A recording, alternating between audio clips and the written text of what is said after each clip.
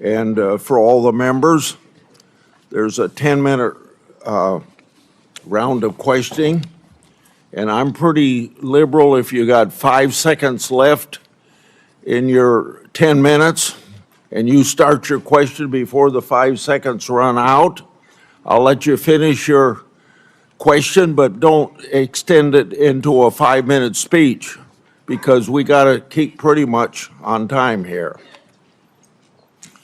So once again, I would welcome everybody to the Judiciary Committee's oversight hearing for the Department of Homeland Security. This hearing comes amid a Democrat-led funding shutdown for the Secret Service, for FEMA, for TSA, and the Coast Guard. These agencies are vital to keeping our country safe. The hearing also comes as our military is engaged with Iran, and I offer my prayers and thoughts to our brave servicemen, and particularly to those families that has lost loved ones. Now more than ever, I hope the Democrats will decide to end the shutdown. The Trump administration has worked to deport those who don't have a legal basis in our country.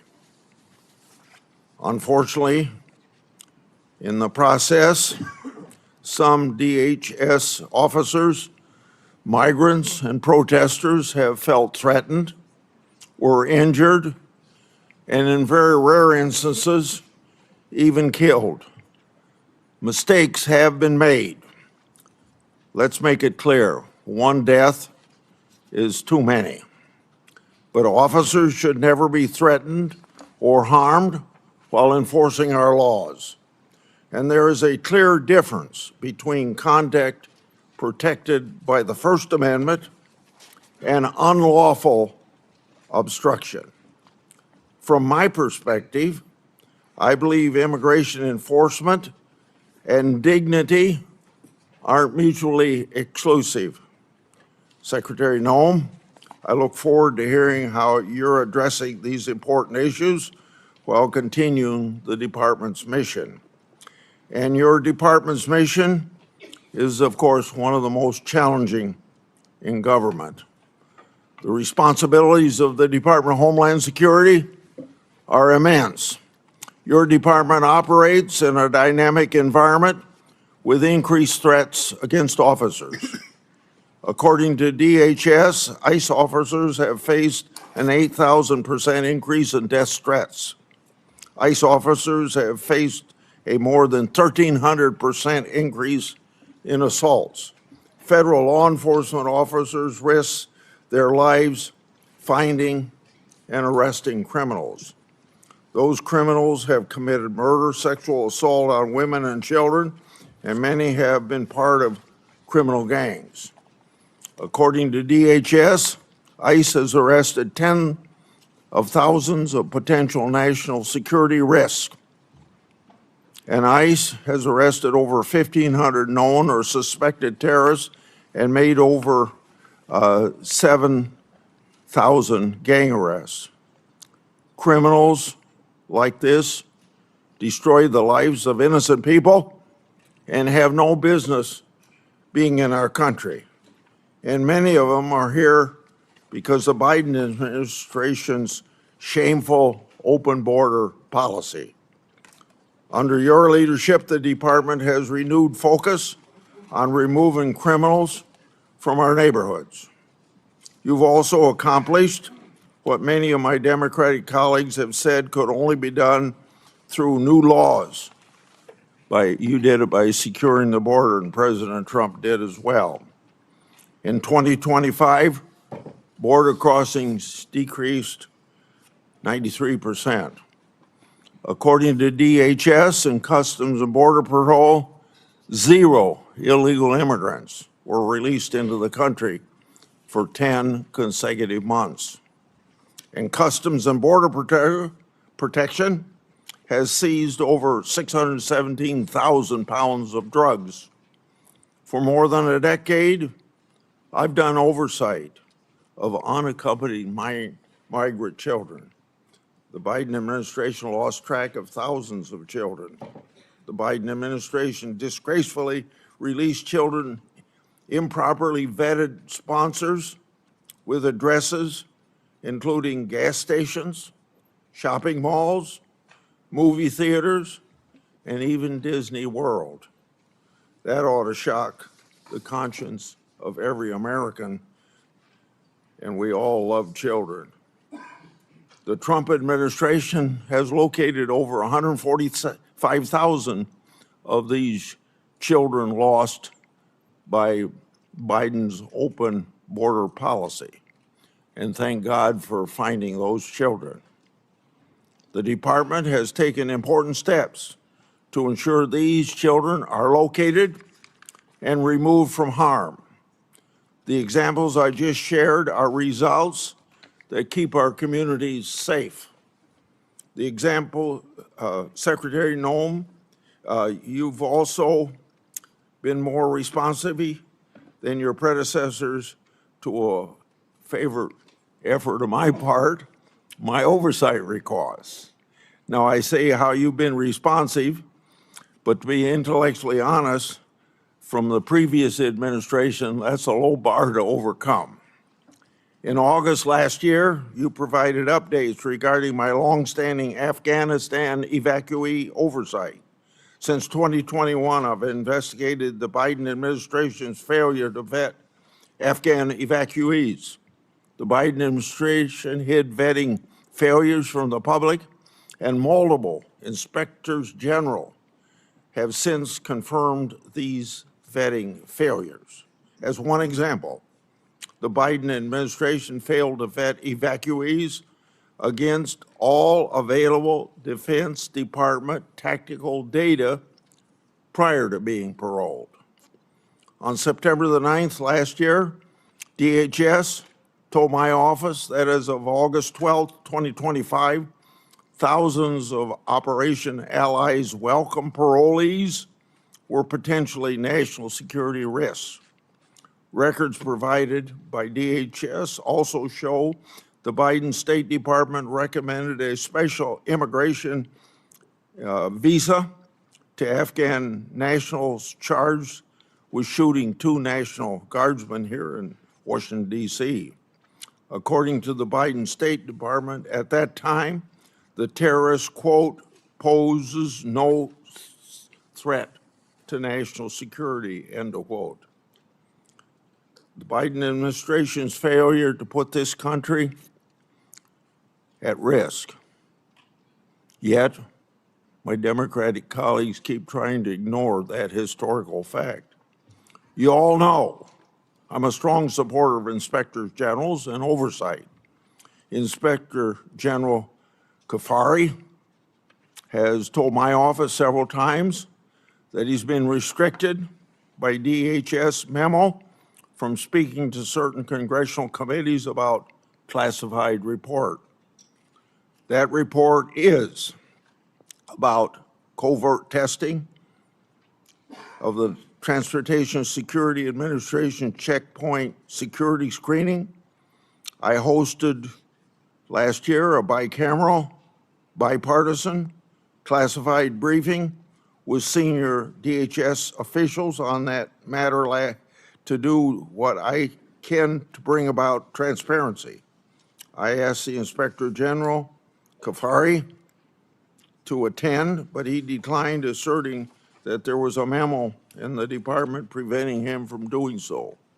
I've also commissioned the Government Accountability Office to review the matter relating to that classified report. Government Accountability Office has said they've been unable to obtain possession of the report and access to relevant Transportation Security Administration personnel. Inspectors General and the Government Accountability Office help bring about transparency, and we all know transparency brings accountability to government. Secretary Noem, if what my office has been told is accurate, these matters should have been ironed out a long time ago. If that isn't accurate, you can tell me. Lastly, after your confirmation, you worked with me to restore 3 whistleblowers to their jobs. Thank you for helping me, but more importantly, thank you for bringing justice to those people, because those whistleblowers faced tremendous retaliation for just reporting what the government should have been doing.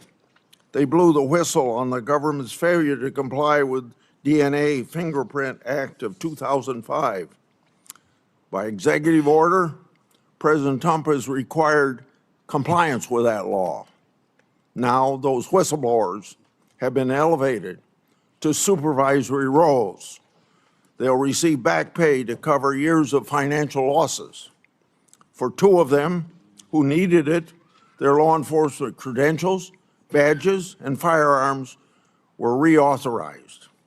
Often I say whistleblowers are treated like skunks at a picnic, and these were treated like skunks by the previous administration.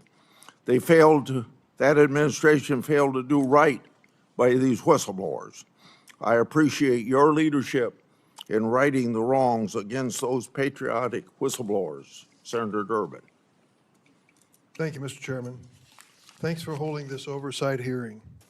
After months of excuses and delays from Secretary Noem, we finally gathered together. When I was chair, I restored this committee's longstanding tradition of regular oversight hearings with the Secretary of Homeland Security. Today's hearing is long overdue.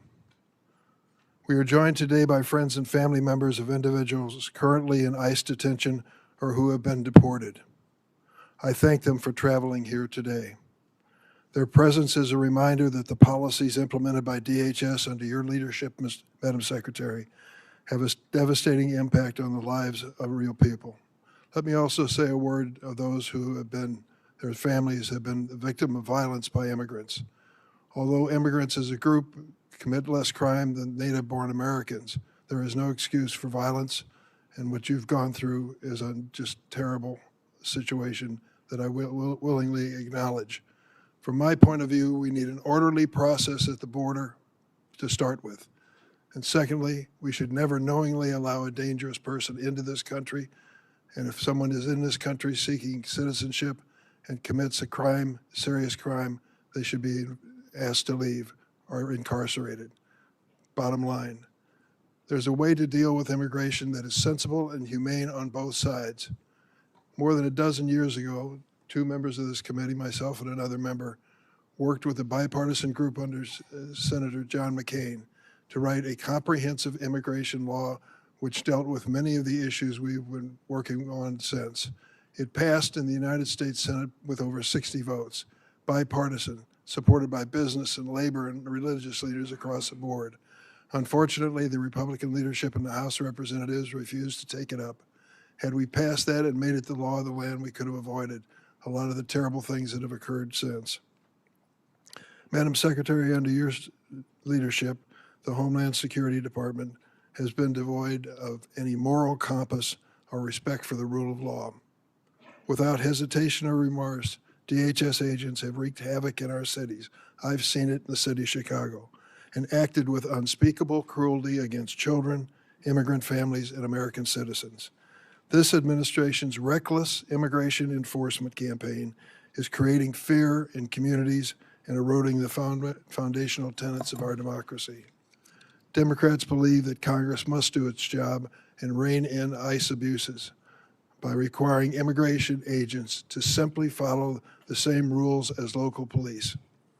While Republicans claim the DHS shutdown is putting us at risk, the reality is this administration has engaged in mass layoffs of career national security officials and diverted many others from protecting the homeland of the president's with the president's mass deportation campaign. This is all while Secretary Noem is sitting on an unprecedented amount of appropriated funds, more than the United States Marine Corps. The Republicans in Congress gave her this and gave her virtual decision-making power in terms of the execution of policies. And she is spending nearly $300 million on a fleet of luxury private jets so she can travel in style. Really? Secretary Noem has repeatedly claimed that the department is arresting the, quote, worst of the worst, and making American cities safe. In fact, less than 14% of immigrants arrested during Trump's first year back in office had charges or convictions for violent criminal offenses. Less than 14%, 1 out of 7. Immigration agents arrive in cities without consulting local law enforcement. They roam the streets in paramilitary gear and arrest and detain people based on the color of their skin, their accents, and the language they speak, the infamous Kavanaugh stops. That is not a public safety operation. That is a paramilitary occupation.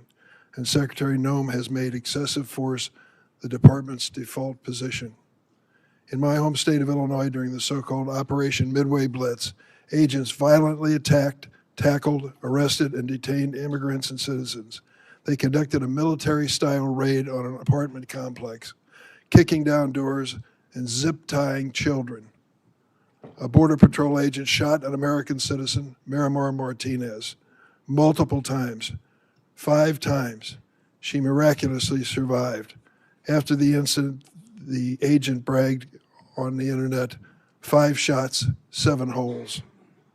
And this administration didn't just shoot her 5 times. They called her a domestic terrorist, tried to prosecute her on trumped-up charges that were ultimately withdrawn, and fought the public release of evidence in her case. In Minnesota, your agents shot and killed Renee Good and Alex Preddy, 2 American citizens. And as their families struggle with these horrible tragedies, they had to fight baseless accusations of domestic terrorism from Secretary Noem, the head of the agency responsible for their loved one's death. The department has also translated the president's racist attacks into immigration policy. President Trump has repeatedly called Somali immigrants, and I quote, garbage, and said that he doesn't want immigrants from what he calls, and I'm going to clean this up, S-hole countries. I heard him say that in the Oval Office repeatedly. Secretary Noem responded to what she called, quote, a full travel ban on every damn country that's been flooding our nation with killers, leeches, and entitlement junkies.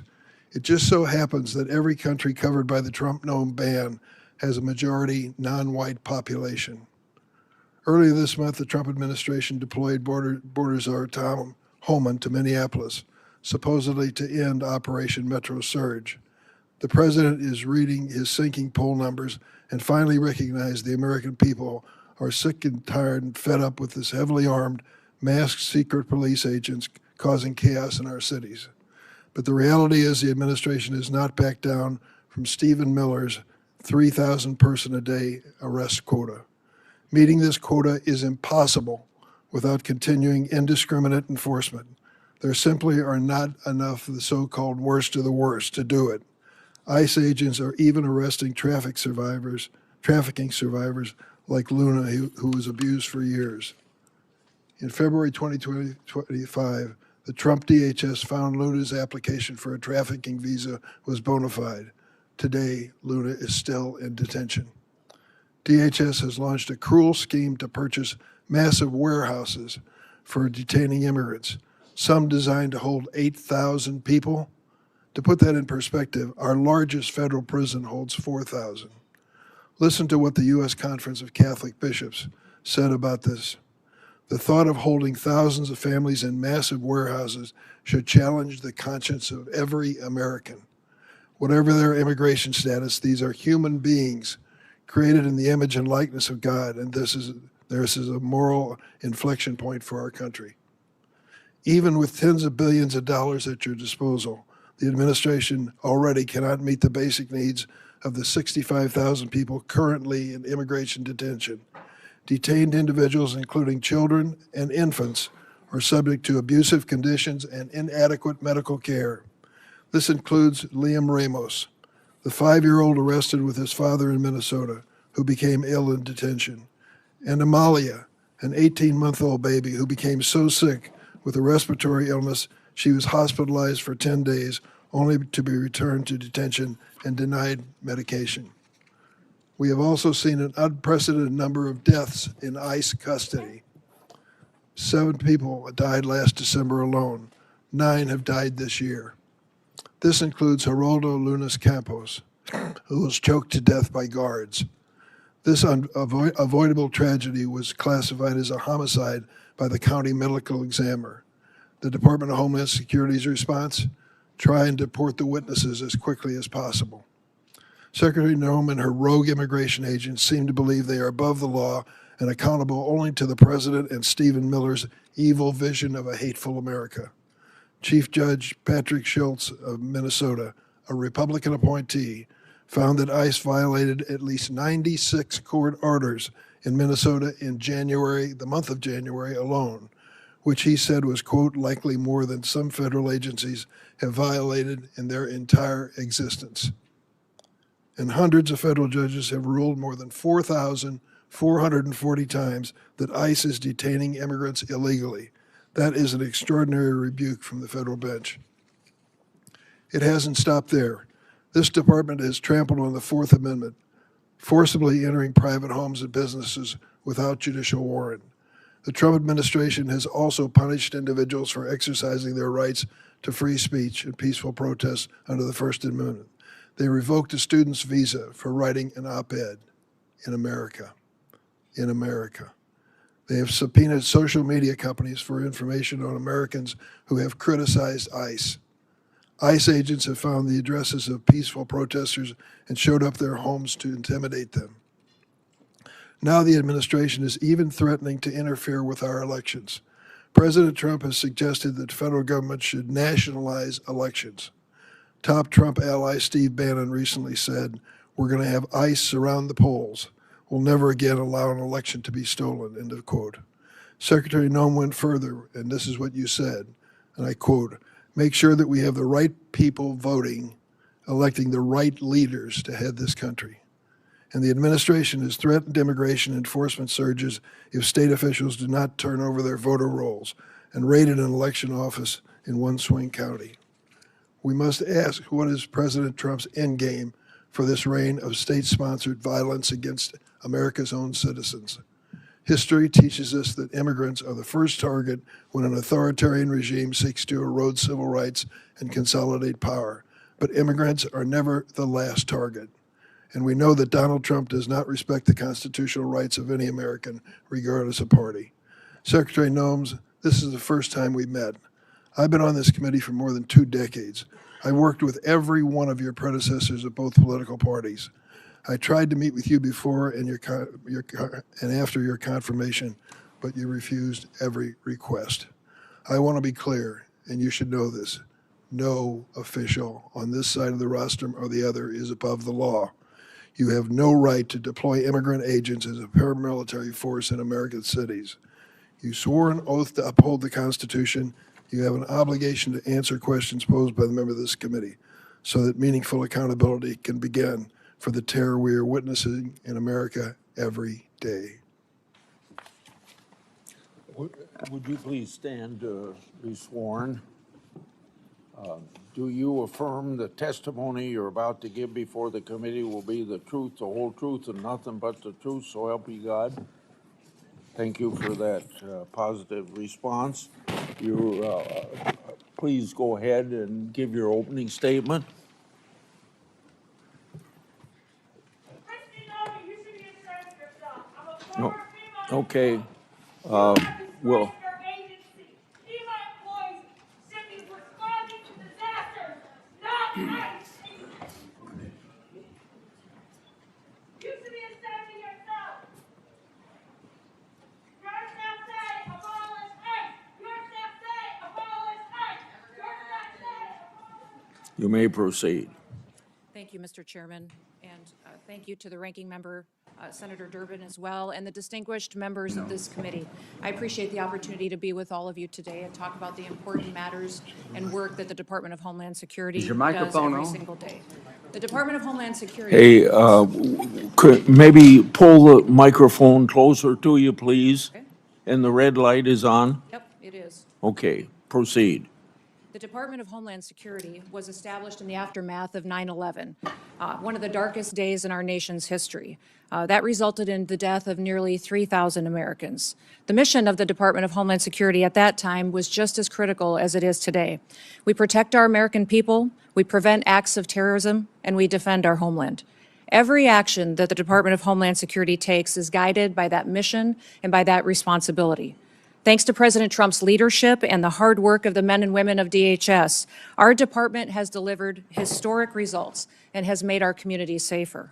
Since the start of President Trump's second term, daily encounters along the southwest border declined by 96% compared to the Biden administration's daily average. We've reached the lowest levels ever recorded in U.S. Customs and Border Protection's history.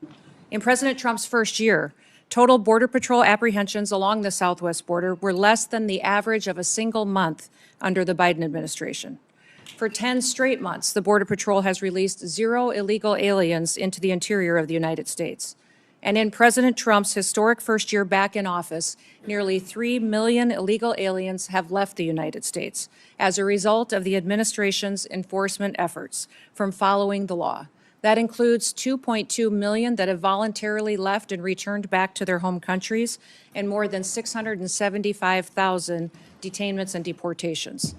A majority of the aliens that were arrested by Immigrations and Customs Enforcement have a criminal record and have been charged with or convicted of secondary crimes in addition to their initial crime of being in the United States illegally. During this period, ICE has arrested over 1,500 known and suspected terrorists, more than 7,700 known gang members, many of them that were allowed to come into this country under the Biden administration. We have also reached the lowest murder rate in the last 125 years since that data was tracked. Under President Biden, more than 450,000 unaccompanied alien children went missing or were lost due to the dangerous open border policies that were embraced. Under President Trump, the Department of Homeland Security and the Department of Health and Human Services have already located over 145,000 of these children and returned them back to their families and back to people who care about them. And we will not stop until every single one of those children is found. Fentanyl trafficking at the southern border is down. It's been cut by over 56% because of that secure border and the enforcement actions that have been taken there. And that's compared to the same period of time in 2024. The Coast Guard has seized enough cocaine the past year to prevent quantities capable of killing more than 193 million Americans, and it's kept them off of our streets. In fact, total interdiction efforts under the Trump administration have prevented 1.7 billion lethal doses of drugs from killing our next generation of Americans. These results reflect the fact that we are enforcing the laws that Congress has passed. I want to address the dangerous environment that our ICE officers face on the streets today. They are facing a serious and escalating threat as a result of deliberate mischaracterizations of their heroic work and rhetoric that demonizes our law enforcement. DHS has documented an 8,000% increase in death threats against our ICE officers and their families, as well as more than 1,300% increase in assaults while carrying out the lawful enforcement operations that they do every single day. I recognize that members of this committee may hold differing views about immigration policy, but it's important that we distinguish between disagreements over policy and the department's operational responsibility to enforce existing law that has been passed by Congress. It's our duty as a department to defend our homeland. The latest Democrat-led shutdown of DHS is reckless, it's unnecessary, and it undermines the American national security, and it harms the men and women who work at DHS and their families. Despite the House passing a bipartisan, bicameral full-year DHS funding bill, it is Senate Democrats who've chosen not to fund the department and have held this department hostage. As a result, critical national security missions, including border security, immigration enforcement, aviation security, disaster response, cybersecurity, and the protection of critical infrastructure are all being strained. Our ability to provide for a safe and successful World Cup is being hindered as well. More than 100,000 dedicated DHS employees are once again being asked to work without pay for the third time in just 5 months. At a time when we've produced the most secure border in history and removed nearly 3 million illegal aliens from our country, disrupting the department responsible for those gains is indefensible. I want to thank the men and women of the Department of Homeland Security for their professionalism, for their dedication, for their commitment to keeping America safe and continuing to show up and work even though they aren't being compensated for it. They've kept us safe and they have patience, and our success is only possible because of their service and sacrifices. I also want to thank our angel families that are behind us to tell their stories and testimonies, and also thank my husband for being here in support as well. Thank you for the opportunity to testify, Mr. Chairman, and to all the distinguished members. I look forward to your questions today. With that, I yield back. I have spoken about the 10-minute times that we have. Get it up to 10 minutes for me. It's on 5 minutes. 10 minutes. Thank you for your testimony. The previous administration's open border policy brought millions of people to this country. We don't know everyone's background or true intent for entering, but we know many of these had ill intent. Given the Iran conflict, what steps has Homeland Security taken to protect the potential against potential Iranian sleeper cells and related terrorism?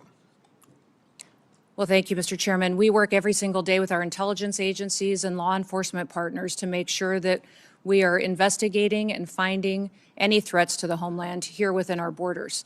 We work with the FBI often, and Homeland Security Investigations specializes in this kind of work each and every day. Not only that, we go back and we are revetting some of the individuals and some of the programs that we may have concerns about, looking at social media, also going through those interviews that are necessary for some of our programs that the Biden administration abused and perverted under their time there as well. We look at the fact, Mr. Chairman, that over the last administration, when millions of people streamed across our border, we don't necessarily know who all came into our country. We know that we have many dangerous individuals that came in unvetted, and we are working every single day to find them and to make sure that we're preventing the next attack and preventing the next crime they may perpetuate against the American people. Yeah. You heard in my opening statement about the Inspector General's report on airport security screening. After Congress had been told of the report, you announced $1 billion in airport security upgrades. Press report have sources attacking you for changing the shoe removal policy. Does the $1 billion investment relate to the issue in the Inspector General's report? And then I have a follow-up to that.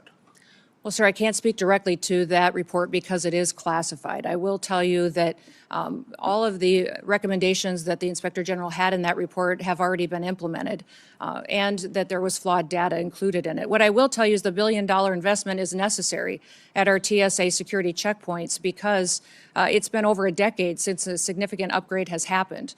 We have new technologies that can be used in X-ray baggage scanners, abilities to use information and new technologies to scan individuals that would be more efficient, allow people to get through the security checkpoint and get to their planes on time and ensure their safety. The number one priority of TSA is security, and we make sure that we are continuing to use all of the options and tools available to us to make sure that they are safe as they travel through our airports and in our airways. Thank you for that report. The follow-up is, was going to ask for those details, but you've given me those details. Have these details been communicated to the Inspector General? Yes, they have, sir. And I wanted to also, in regards to your comments in your opening statement, there's nothing preventing the IG from coming and briefing members of Congress, and he's free to do that. We just need to remember it's a classified document and use those protocols to ensure that it remains classified. Regarding Afghan evacuee oversight of mine, you informed my office that thousands of Afghan parolees were potential national security risk. Nearly 1,000 was reported to me on August 12th last year. What steps have you taken with the interagency partners to investigate these parolees, and what, if any, national security concerns still exist because of the previous administration's failures to vet?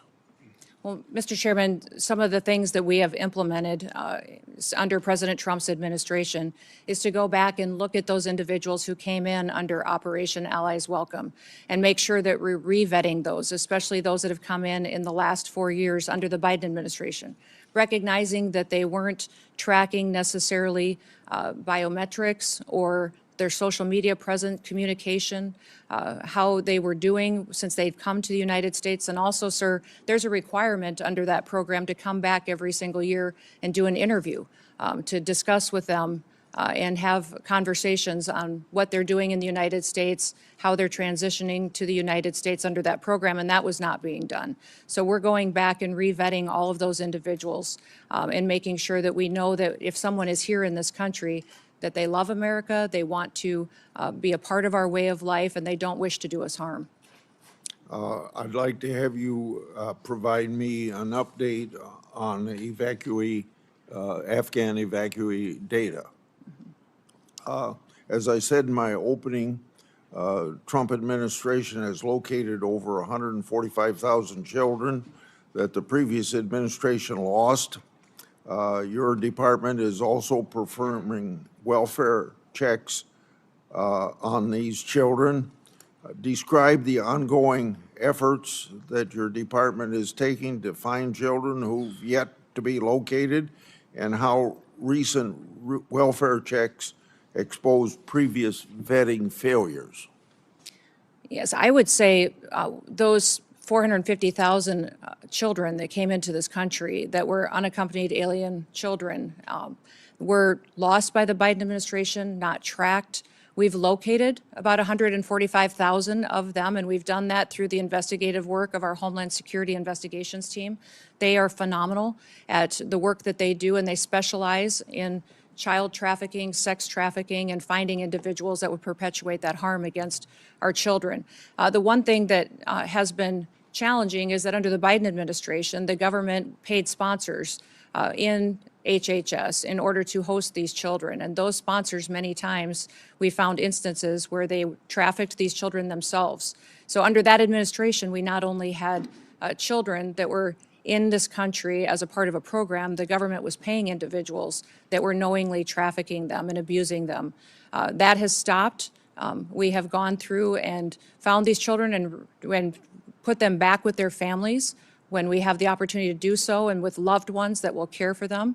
And I would say that even in one case, we have other countries where we've been working with them to get their children back home, where we've been prevented returning these families back and helping them to be reunified by activist judges. But we will continue to work to ensure that these individuals and these children that were abused by the trafficking over the border have the opportunity to be brought back to their families and to their loved ones going forward.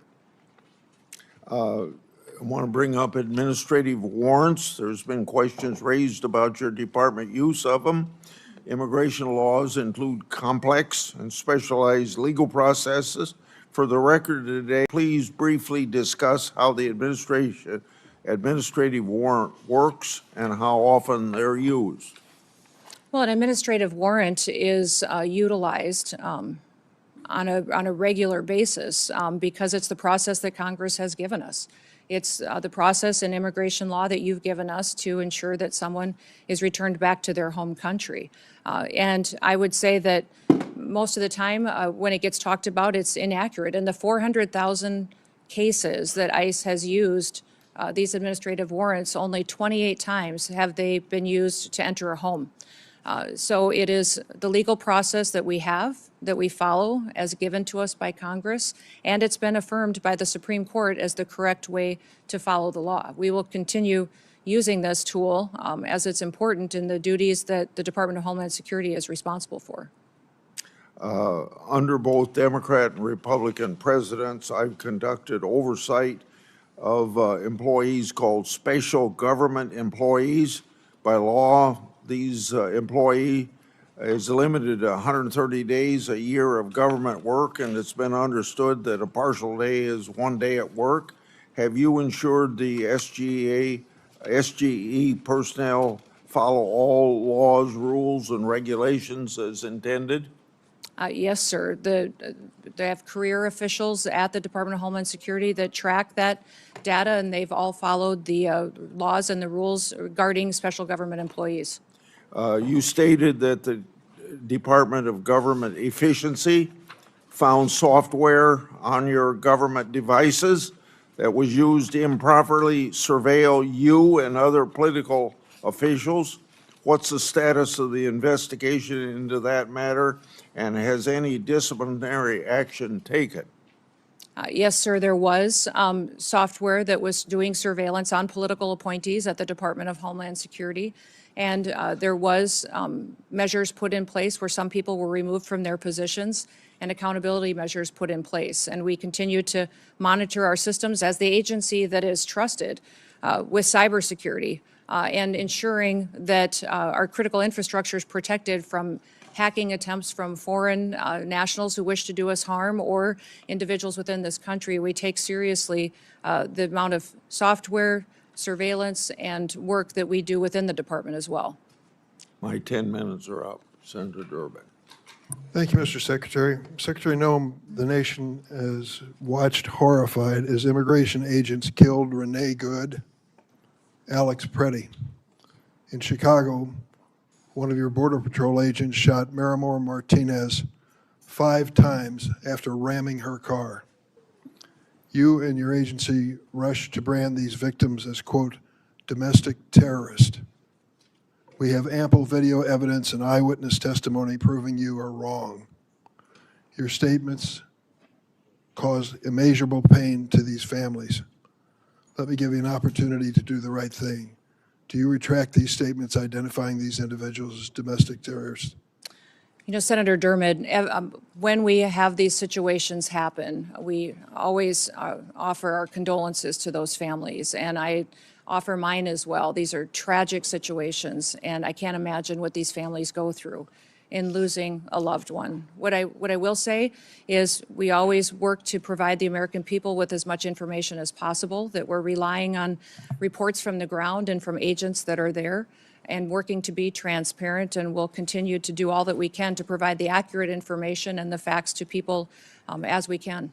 Where did you get that information? In a recent hearing before the HISGAC committee, CBP and ICE officials testified under oath that their agencies did not inform you that Preddy was a domestic terrorist during that hearing, stated during that hearing. I was getting reports from the ground from agents at the scene, and I would say that it was a chaotic scene, as you've seen in Minneapolis and St. Paul, as immigration enforcement has gone forward, and we've worked at targeting the worst of the worst, that many times And you our believe agents have been calling- faced you with believe calling violent the victims of that violence protesters. domestic terrorists as a way to calm the scene? These violent terrorists have put them in a situation where they've been, it's unprecedented what these agents have faced it. So that situation on the ground that day was chaotic, and it was And you something thought that they you'd were be a bridge over transpiring and troubled sharing waters and information brand them as with domestic us. terrorists? Can you explain why you decided to brand these victims that we all saw on video, who were out protesting the activities of your agency and were killed as a result of it? How did you think that calling them domestic terrorists at that scene was somehow going to calm the situation? You know, Senator, we are working in those situations where there's a tragic loss of life and that there is something that our agents are involved in, that Is we it so continue hard to say you deliver were wrong? information. Is it so hard to say you were wrong? We and continue, issue a as these retraction? investigations continue to go, we will provide, I absolutely strive to provide factual information, and we'll And continue when to you do fail, that. do you admit it publicly? Absolutely. We always know Will you that there's admit it room for now? improvement, that we will. Steve Porter Jr. Stop the clock, so. Steve Porter Jr. and Dr. Linda Davis. They were Americans killed by ICE. You are not giving their family any justice. Say their names. Their Black Lives Matter. Their Black Lives Matter. Their Black Lives Matter. Their Black Lives Matter. I think you can proceed. Thank you, Mr. Chairman. I want to turn to another incident where DHS is concealing the facts from the American public. Geraldo Luna Campos died in an immigration detention. DHS claimed he killed himself, but an independent medical examiner found his death was a homicide. Witnesses stated Mr. Campos was strangled by the guards at a detention facility. Instead of investigating this death, your department tried to deport the witnesses to the crime. It took a judge intervening to ensure the fact that these witnesses remain in the country for investigation. Secretary Noem, who ordered those witnesses be deported? Sir, I can't speak to the details of that case as it continues to be investigated, but I do know that within our detention facilities, we have the highest federal standards of any detention facilities compared to state or other local facilities that may detain. There was an effort to deport the witnesses? Sir, I'm not aware of that, and I will continue to look at that. Whenever there is an incident where we have someone who works for DHS that has done something wrong, there is always an evaluation, an investigation, and there is consequences for that. So we will continue to do that investigation and make sure that the right thing is done if Who's something doing was. the investigation? There are internal investigations Internal within. investigation. Is that what you're saying? Yes. ICE and. Outside independent agency that's part of that investigation? Not that I'm aware of at this point in time, but I may not be able to speak to the details of this case because I'm not fully Shame, a informed on man it. lost his life. Just last week, the Republican-appointed chief federal judge in Minnesota identified over 200 court orders that ICE officials had violated in the last 2 months. He wrote, quote, "The court is not aware of another occasion in the history of the United States in which a federal court has had to threaten contempt again and again and again to force the U.S. government to comply with court orders." In a sworn declaration, the Trump Justice Department itself acknowledged that your agency has violated court orders more than 50 times in recent weeks in one state, New Jersey. Secretary Noem, is DHS required to follow federal court orders? Yes, sir, and we do comply with federal court orders. How do you explain that your agency has repeatedly violated court orders, as your own administration has admitted? Sir, we follow court orders, and when they apply and when the jurisdiction and decision is applicable to a federal agency like ours. I'm sorry, would you clarify what you ended that with? We follow court orders when they are given to us. Federal court orders, we follow, So absolutely. these judges are wrong? No, I'm not saying that they're wrong, and I can't speak specifically to that statement that was given. Let me ask you about DACA. Are you familiar with the program? Nope. Do you understand the people that are covered and protected by DACA have to go through a background check, which includes a criminal check? Yes or no? Yes? You do? Last week, your agency informed us that last year ICE arrested 261 DACA holders and deported 86 of them. We learned about a DACA recipient who'd lived in this country for decades, was arrested by ICE at her green card appointment. In tears, she hugged her daughter goodbye. She was deported to Mexico within 24 hours. Madam Secretary, why have you deported dozens of DACA holders who had to comply with a criminal background check to be eligible for DACA? Sir, we follow all laws as applicable to the Department of Homeland Security Why and did you how we deport handle them? detainment and deportations. Why did you deport them? I don't know the details of that specific case you just read, but I'll look into it, sir. But we ensure that we follow the law that applies to our department and who we detain and who we deport back to their home You countries. clearly violated the law if that is the case. Let me ask you about the fact that 85% of the 400,000 immigrants that ICE arrested during President Trump's first term in office had no violent criminal record. The president said over and over at his rallies, "We're going after the worst of the worst, the terrorists, the murderers, the rapists." And then it turns out that 85% of the people you've gone after have no criminal history whatsoever. How do you explain that?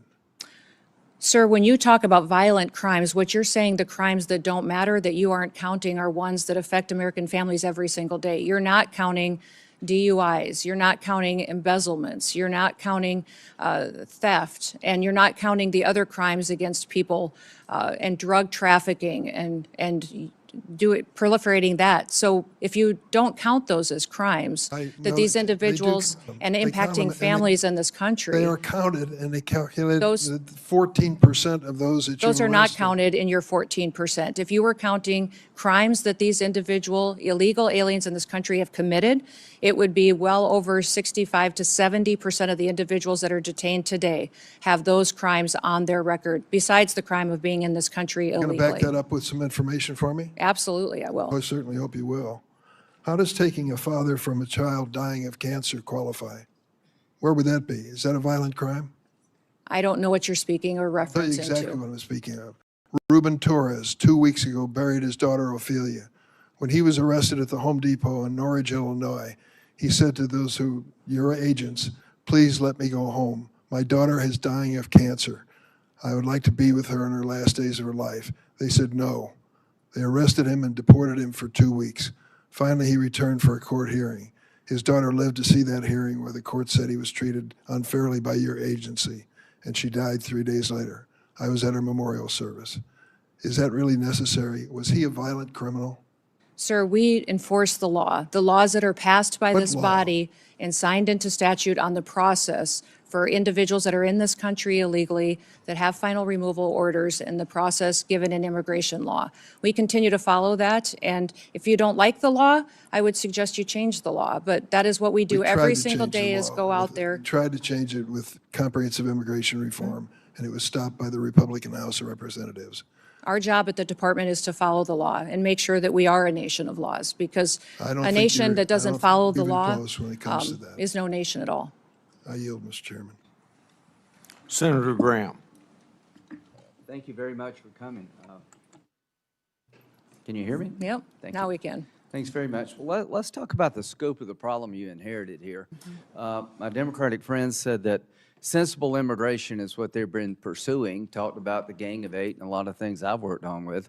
Would you say that the 4 years of Biden was sensible immigration? No. I wouldn't either. I would say it's obliteration of the border.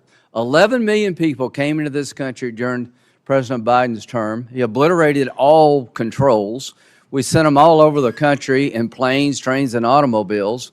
And what's the scope of the problem you inherited? How would you describe the mess that Biden gave you very quickly?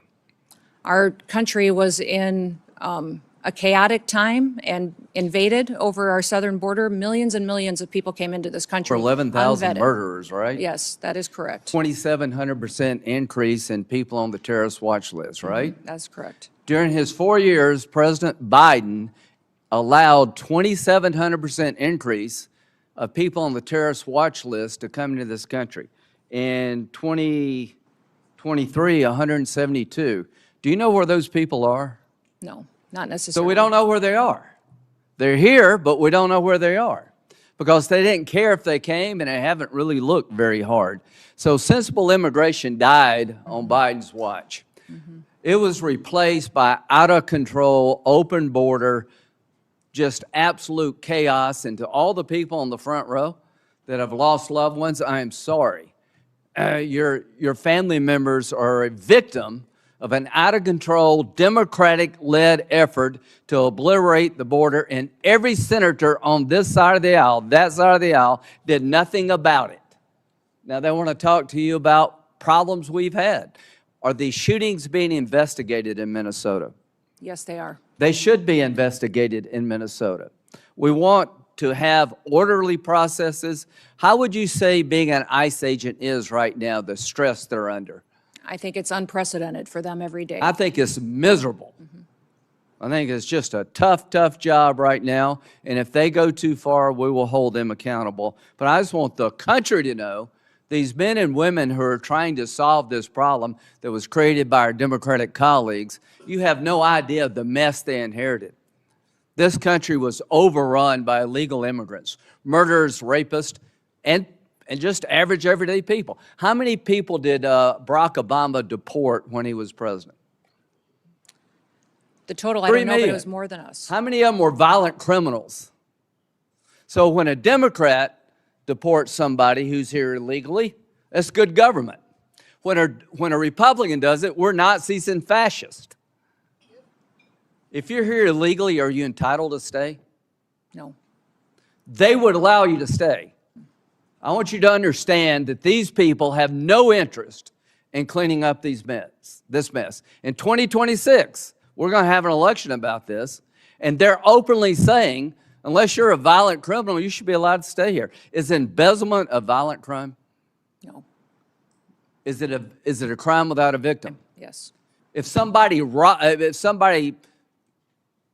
steals your stuff, even though they don't do it through force, is that a crime with a victim? Yes. So all of the Laken Riley, I think she was murdered by a man who was actually in custody. Are you familiar with the Laken Riley case? Yes, I am. Okay, she's a young lady about 60 miles from where I live. The man who murdered her was in custody, was detained by DHS, but was released because they had no bed space in Texas. He went to New York and committed a bunch of crimes. He winds up in Georgia and he murders this young lady. He was in our control. He was released not because he wasn't dangerous, because we had no place to put him. Do you agree those days are over? Yes. Do you agree the most secure border in American history has been achieved by you and those under your control, Yes. working with President Trump? Are you proud of that? I am proud of that. So we're down to like nobody coming across. We went from a invasion to almost nobody. And I hope the American people appreciate that's a good thing for you. Now we're engaged in military action against the mothership of terrorism, Iran, which I hope will sink pretty soon. Do you think the threat level against the United States is up or down when it comes to radical Islamic terrorists? It's up. It's up? Yep.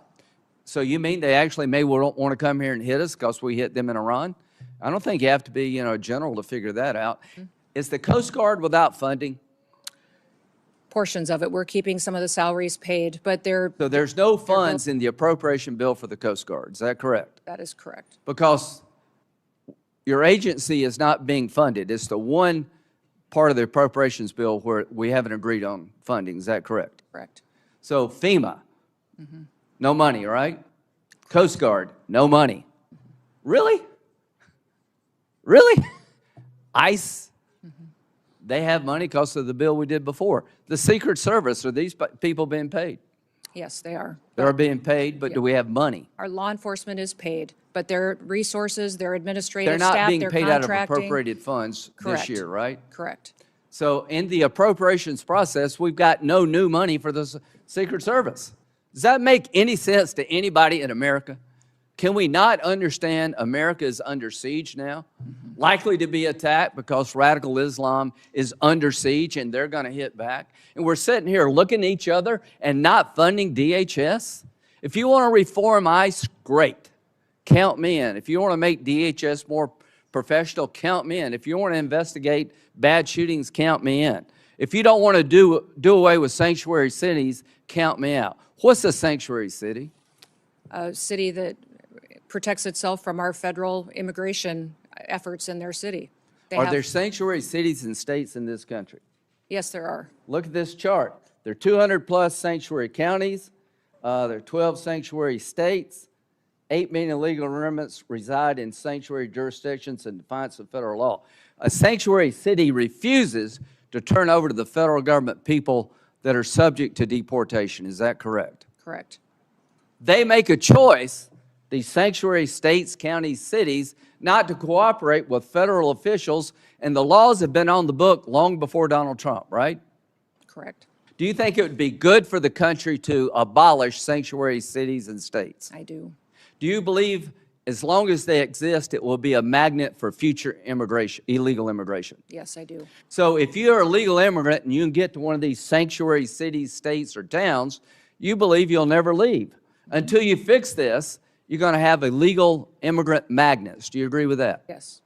Would you urge the Congress to abolish sanctuary cities Yes, I would, sir. and sanctuary states? When it comes to the threat level against our homeland, how would you characterize it right now? Right now, I would say, sir, that we should have our every effort within the Department of Homeland Security out protecting people 24/7, because we face not just enemies from overseas that threaten our way of life and our American values. The Biden administration let them here. They let them in our borders. They're in our hometowns. They are unvetted, thousands and thousands of people that are dangerous criminals, gang members, known and Who's this suspected guy? terrorists. Who's this guy? He is the man that conducted the horrific act down in Austin. Okay, what country did he come from? I think Senegal. Okay, and he was killed in Austin, Texas, right? He was. And the shirt said what? Property of Allah. Property of Allah. And when you went to his house, you found a what kind of flag? Iranian flag. Iranian flag. Wonder how many people are like that here, waiting to pounce, and DHS doesn't have appropriated funds. This is insane. There are more people like this. We obliterated our borders. 1.7 million people came into this country from countries that were designated to be a problem. Special interest aliens. Are you familiar with that? Yes, I am. So 1.7 million came from countries that would make you a special interest alien because of the nature of the country. Libya, Nigeria, North Korea, Afghanistan, China, Cuba. Do you know where those 1.7 million people are? Not all of them. Yeah, I don't know. I don't know where they are either. But they let them in. We don't know where they are. They came from countries that are so dicey. We made you a special interest alien if you came from those countries. So we're having a hearing here. I'd like to make ICE more professional. I'd like to make sure if there was a bad shooting, it's documented as such and people pay a price. But I will not apologize to anybody in this room to try to clean up the mess that Biden started and you empowered. We've got to deal with this. We've been invaded. Only God knows how many people are here and what they're up to, and we're not going to stop. We're going to learn, but we're not going to stop because America is under siege, and the idea we're not defunding DHS is insane, criminally insane. Senator Verono. Thanks very much, Chairman. Let me start by noting that we have repeatedly said, our ranking member on the Senate Appropriations Committee, Senator Murray, has said that we are more than willing to fund TSA, more than willing to fund the Coast Guard, more than willing to fund FEMA, and that it is the administration that is holding those agencies hostage in order to extract additional funding for ICE and CBP. That is our quite clearly stated position, and I just wanted to recognize that now. Ms. Noem, I want to walk you through an incident that took place in Rhode Island. We have a courthouse in Rhode Island, our Superior Court. The court had an agreement with your organization not to conduct operations in that courthouse. Despite that agreement, your officers went in to conduct operations in that courthouse. They went in plain clothes and masked, so maybe they were aware of the agreement, maybe they weren't. Either way, it was unprofessional not to honor the agreement with the court. There is also a court rule against photographing people in the courthouse.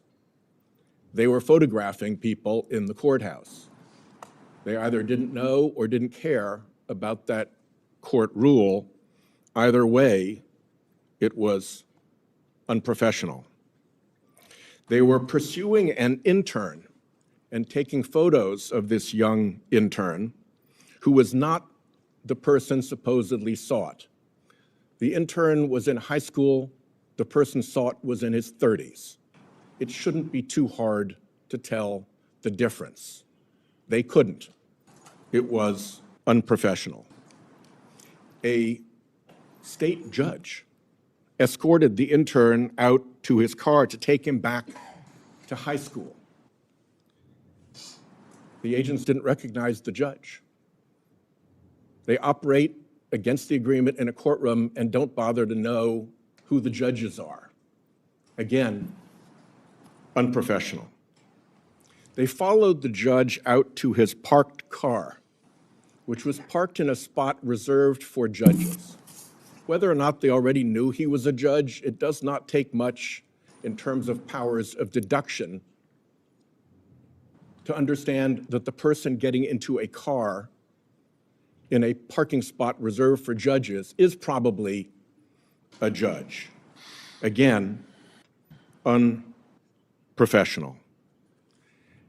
Then they threatened to smash his windows and drag him from the car.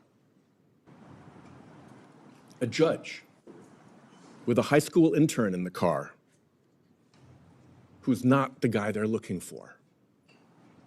That kind of escalation seems unprofessional and irresponsible. Then they held the kid for half an hour in another vehicle while they figured out that, in fact, the high school kid was not the 30-plus-year-old person that they were supposedly looking for. Nobody was hurt, but there was nothing professional about that entire exchange. And I would ask you to send a signal down to your folks to stop that kind of dangerous and unprofessional nonsense, particularly in our courthouses. Let me ask you, why don't you deconflict with local enforcement when you operate? Our officers do. We welcome cooperation from local law enforcement and want them at the state level, at the local level, to cooperate with us so that we can continue to conduct our federal operations That's a different with the thing. safety of the cooperation that comes from those types of agreements. Deconflicting and cooperating are two different things. They can overlap, but they are two different things. You deconflict when you plan an operation in another law enforcement agency's jurisdiction, like here, the court sheriffs, and let them know what you're going to do. This all could have been headed off if you'd spoken to if your people had spoken to the sheriffs first and said, we're concerned about this guy. Oh no, he's an intern, he's in high school. None of this was necessary if they had bothered to deconflict. So please, send the message down to your people that there's a reason that deconflicting is standard law enforcement practice for, among other things, officer safety. Will you do that? Yes, sir, but I will tell you that our law enforcement are being doxxed at unprecedented levels. So at times, we've run into situations in sanctuary cities or in sanctuary states where notifying that local law enforcement on some of these operations has doxxed them and their families and leaked a law enforcement operation, which puts people's lives in jeopardy. So they absolutely Well, want to work I'll with ask you a question cooperative for the local law record enforcement. about that, because And in that case I strongly specifically, suspect that there's a big difference these between individuals. non-cooperation and actual interference with your operations. But I'll reserve that to a question for the record so you can substantiate that. Could you explain this? Sir, I'm looking at a picture of an interior, looks like a bedroom. Of an airplane. Yes, sir. You're not familiar with that? These photos are not accurate. If you're referring to the airplanes that the Department of Homeland Security has purchased and are purchasing, we're using them for long-range command and control aircraft that is dictated in statute by Congress for the So you Department of did Homeland not Security to use have a plane. luxury jet with a bedroom in it? Yeah, we used a 737. I've been on it once, but it is being used by other administration officials, and it is used for command and control flights for the department. The department has found that in purchasing our aircraft, that we will save the taxpayers hundreds of millions of dollars. Does it have a bedroom in In it? fact, we spent $1.42 billion on ICE deportation flights Does it have a last year. bedroom in it? Believe it's being refurbished and not having a bedroom in it, so it Another is being photograph of the other refurbished. part of the room. What kind of This, deportee justifies being flown out of the country in a luxury jet with a bedroom and accommodations like this? there are aircraft being purchased that will be utilized for executive air travel and for deportations. Well, your If you people remember said in the that this past, was we gonna have be used, deportations. jets of this size and this configuration for deportations in the past. If you remember In this configuration, by this configuration, you mean I with a didn't see bedroom the and inside of luxury them. accommodations like this, That you've plane- used for deportations. Is that true? Sir, we have 737s that are being purchased by the department to replace contracts that we have on ICE deportations. That's what they're going to be used for. And in fact, the Coast Guard is the only entity within the Department of Homeland Security that has jets at this point in time. They had two G5s that were 20 to 25 years old Let me ask that are you being about replaced the so that they can response continue to serve our from Coast Guard and our military Some senior for administration years to come. officials about these aircraft. They've been reported as saying, although they don't want to say publicly this, but individuals described as senior administration officials have described these airplane purchases as the world's worst deal and an abuse of federal funds. Can you tell me what the Republicans on this committee who voted for what I call the billionaire's bill that gave you the money to buy these jets knew about your plans to acquire luxury jets when they voted for that money? The dollars for these airplanes was appropriated by Congress. In fact, it's mandated from Congress and rules that you've given us that we need to have a long-range command and control aircraft that will seat up to 17 people in the Department of Homeland Security for national security purposes. We are complying with the law. Those planes are being refurbished and will be utilized we'll for that, see. and they'll be Two utilized quick questions by in my members of last the minute, if you don't administration and mind. other components. First, They will also cut our costs, sir, First, in my last by minute, almost if you don't mind, 40%. We are saving the you- taxpayer 40% by purchasing our own aircraft May I and have a operating minute? them rather than being susceptible to the contracts that they have today. we have an extra 2 minutes to fill in the filibuster there. I'll give you 30 seconds beyond the 44 Will seconds you- you got now. Truthfully answer a question for the record about your role in stopping the civil rights investigation into the Minnesota shootings. Sir, I don't know what you're talking about. I did not stop any investigations whatsoever. Will you testify truthfully if you get a QFR? Yes, I testify You- truthfully. I did not And will you stop. testify in the District of Columbia Federal Court contempt proceeding? Sir, I do not know what you're referencing, and I would hope for some context. The Federal District Court contempt proceeding related to the deportation, contrary to a court order, of individuals to Venezuela. Will you testify in that proceeding? Sir, I think that you're referencing something that I have a gag order to, but I can certainly follow up with you. My time's up. Thank you.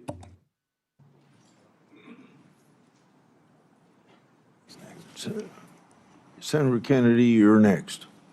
Thank you, Mr. Chairman. Thank you, Madam Secretary, for being here. President Trump, ably assisted by Mr. Stephen Miller, quickly in the President's second administration developed policies to secure our southern border, policies that you and the Department of Homeland Security implemented. And I congratulate all of you on your success. Properly vetting people at the southern border is not racist, is it? No, Could you answer for the record? no, it is not racist. Properly vetting people at the southern border is prudent, isn't it? Yes, sir, it is. And to do that, we need the Border Patrol, do we not? Yes, we do. And we also need ICE, do we not? Yes, we do. Okay. I just wanted to get my congratulations on the record. I believe you have a policy, Madam Secretary, that you have to approve all contracts at your department over $100 million.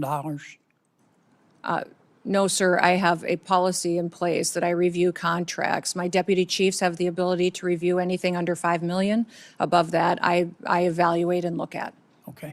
And you do that, I understand, to try to curb waste and abuse of taxpayer money. Is that right? Yes, sir. In fact, it's been extremely effective. We've saved the taxpayers over $13.2 billion just by evaluating contracts, negotiating lower ones, and canceling ones that aren't necessary to do our duties. How do you square that concern for waste, which I share, with the fact that you have spent $220 million running television advertisements that feature you prominently? Sir, the president tasked me with getting the message out to the country and to other countries where we were seeing the invasion come from, with putting commercials out that told them that if they were in this country illegally, that they needed to leave, or we would detain them and remove them, and they'd not get the chance to come back to America the right way. The That has been president- extremely the effective. president Ask you to run these advertisements, is that right? We had that conversation, yes, before I was put in this position and sworn in and confirmed, and since then as well. Okay. Did you bid out those service contracts? Yes, they did. They went out to a competitive bid, and career officials at the department chose who would do those advertising commercials. And the people that you ended up picking were people who had formerly done your political work back in South Dakota, is that right? No, that's not correct, sir. I think it is. No, it's not, sir. The individuals who, I believe the careers who they chose were two different media firms. There's been conversation about their subcontractors, but we have no legal authority to look into subcontractors on work like that. Okay. And you're saying that, you're testifying that President Trump approved this ahead of time? Is that my understanding? We had conversations about making sure that we were telling people. No, ma'am. across- I'm asking you, sorry to interrupt, but the president approved ahead of time you spending $220 million running TV ads across the country in which you are featured prominently. The Yes, sir. president- We went through the legal processes, did it Did the correctly, president worked know with you were gonna do OMB. this? Yes, He did? yes. Okay. And one thing, Senator, I think would be helpful to know is how effective that communications has been. That Well, they were overwhelmingly. effective in your name recognition. I mean, I personally just, I mean, to me, it puts the president in a terribly awkward spot. And and I'm not saying you're not telling the truth. It's just hard for me to believe, knowing the president, as I do, that you said, Mr. President, here's some ads I've cut, and I'm going to spend $220 million running them, that he would have agreed to that.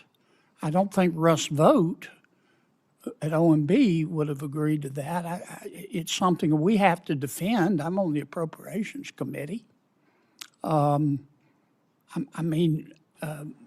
My research shows that you did not bid them out, that you pick, in fact, one of the people you picked, the strategy group, Safe America Media was a company formed 11 days before you picked them, and that the strategy group got most of the money, and the head of that is married to your former spokesperson.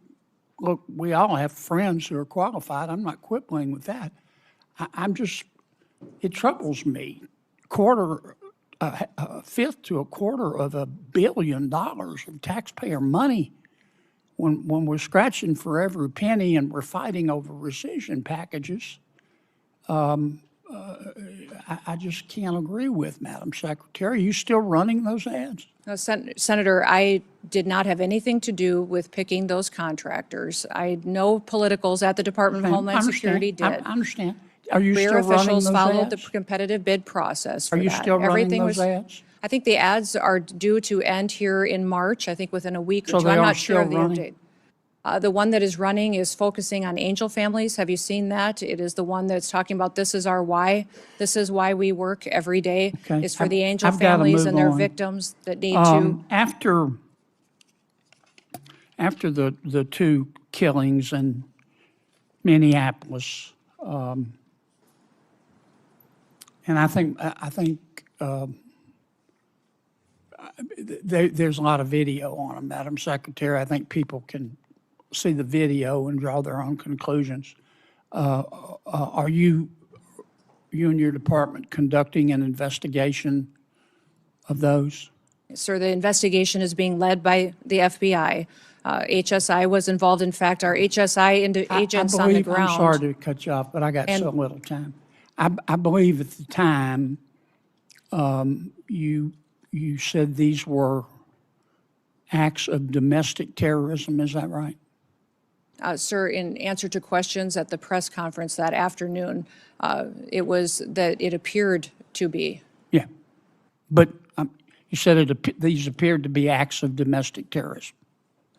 And as I've said previously in this hearing, But is that first, Madam Secretary, did you say that? we're getting I think it's been information from widely a chaotic reported. scene on the Did you say ground that? and relaying information to the American people. Okay. Now, again, those videos are public. People can draw their own conclusions.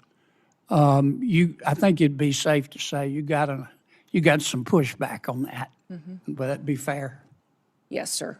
And you had some criticism. I'm not saying the criticism was accurate or inaccurate. I think you did. What got my attention was that you blamed those statements on Mr. Stephen Miller at the White House. Did you not? No, sir, I did not. And in fact, where you're seeing that is in a news article of anonymous sources. And anonymous sources say a lot of things, but I've never said that at all. Well, here's what you said on the record. I'm going to read your words. Quote, "Everything I've done at the direction of the president and Stephen." Sir, where did you see me say that at? You read that in It a was news reported article with no sources You said it on affiliated the to it. record on January 27th of 2026. Did I Sir, read your words accurate? I enjoy working with the president and with Stephen Miller, and that day we were working to get as much information to the American people as possible. That is what we'll continue to do, and as that happens, we'll go Do you forward. think And, it was fair to blame Mr. Miller? sir, for I did your not do words? that. You're reading from a newspaper article Yes, with ma'am. anonymous sources. Are you denying that you said that?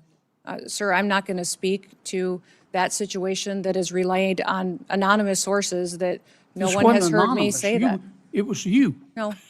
Who I mean, you reported said that it. to that newspaper? They're quoting you on the record, saying it's Stephen's fault. Thank you, Mr. Chairman. Senator Klobuchar. Thank you, Mr. Chairman. Secretary Noem, as Secretary of Homeland Security, you oversaw Operation Metro Search, is that correct? Yes, as secretary, I oversee ICE and CBP and HSI officers that were there doing their work. Over 3,000 ICE agents, Border Control to Minnesota, outnumbering our 10 Metro Police departments, outnumbering by 3 to 1 the number of sworn police officers in Minneapolis and St. Paul. Is that correct? We were working to do targeted operations against Just if you could criminal, answer yes or illegal no. aliens, and we needed to do that in a safe manner to make sure that we could ensure the safety of our law enforcement Two officers. of my constituents, Renee Good and Alex Preddy, were killed. They should be alive today. In fact, in 1 month in the city of Minneapolis, when you look at the 3 fatalities that were results of shooting, 2 of 3 were committed by federal agents. Are you aware of that? Yes, I am. So your agents, not only their actions resulted in the deaths of 2 innocent American citizens, but they repeatedly violated my constituents' First Amendment rights to assemble. You say you believe in the Second Amendment right to bear arms, but Alex Preddy was criticized repeatedly by officials in the administration for having a lawful permit to carry and having a gun. Your agents violated the Fourth Amendment rights of my constituents by ramming through doors of innocent people's homes, innocent citizens' home, without any kind of a warrant, and violated the Fifth Amendment right to due process. So as I've shared with my colleagues, if you believe in federalism, in freedom, and in liberty, you should be horrified by what the Department of Homeland Security did in Minnesota. So my first question is, having spoken to Mr. Homan, what is the exact number of DHS agents still in Minnesota? Well, I believe that there is still close to 650 there, counting the investigators that are there, working to get to the bottom of the unprecedented fraud that has been found in the Medicaid Was funding. 5-year-old Liam involved in that fraud? As you know, I am all in on prosecuting fraud. I put in place the U.S. attorney who exposed the fraud under the Biden administration and brought the bulk of the prosecutions, and also recommended to Mr. Blanche that Joe Thompson be the acting U.S. attorney who led those prosecutions, and now has left the office because the Department of Justice asked him and many others to investigate Renee Good's wife instead of doing their jobs doing fraud. So what I want to know is, when are you going to get down to the original footprint as promised to us? We're continuing to work at that, although those investigators will continue to stay there to get to the bottom of that fraud, to make sure that those vulnerable people that rely on those programs actually get services from those federal dollars that are spent, that it's not stolen by criminals and used by individuals Okay, to enrich let's use themselves one and send it out of the example here, country. Secretary. Chung-Li Tao, are you aware that agents bashed in the door of a U.S. citizen, a Hmong elder with no criminal record? I can't speak to the specifics of that Did you case. see the photos of that man being dragged out of his house in Crocs and in his underwear? Yes, I did. Do you believe that he was involved in fraud? Do not know where that status of that investigation is. Are you aware that he is a son of a beloved nurse that treated our soldiers in Vietnam? I believe that we have laws in this country that need to be enforced and need to be applied Your equally to agents, everyone. speaking of enforcing the laws and following the laws, did they have a judicial warrant when they rammed through an American citizen's door? Our law enforcement officers follow the same protocols and procedures that all law enforcement do. Are as you to how aware they that he move tried to forward. show his identification to show that he was American citizen and they didn't want to see it? Again, these officers conduct themselves in processes. If something was done inaccurately, then certainly we will make sure that we correct it and rectify it in the Are future. you aware that the person they were looking for was in prison and had been in prison for years? His Yes, name I was am. Lou That's a Muan? target. Yes, we do targeted operations going after and Do looking you for. agree that it is unacceptable for your agents to ram into someone's door and drag someone out in their underwear and below zero temperatures when they have the wrong guy? Our officers conduct targeted operations and utilize the law processes that are given to them and the You will not answer that tools. you think that's wrong. They needed to identify that individual and They that couldn't individual. identify him by looking at his identification. Instead, they had to drag him out, throw him in a car, and drive him around for an hour.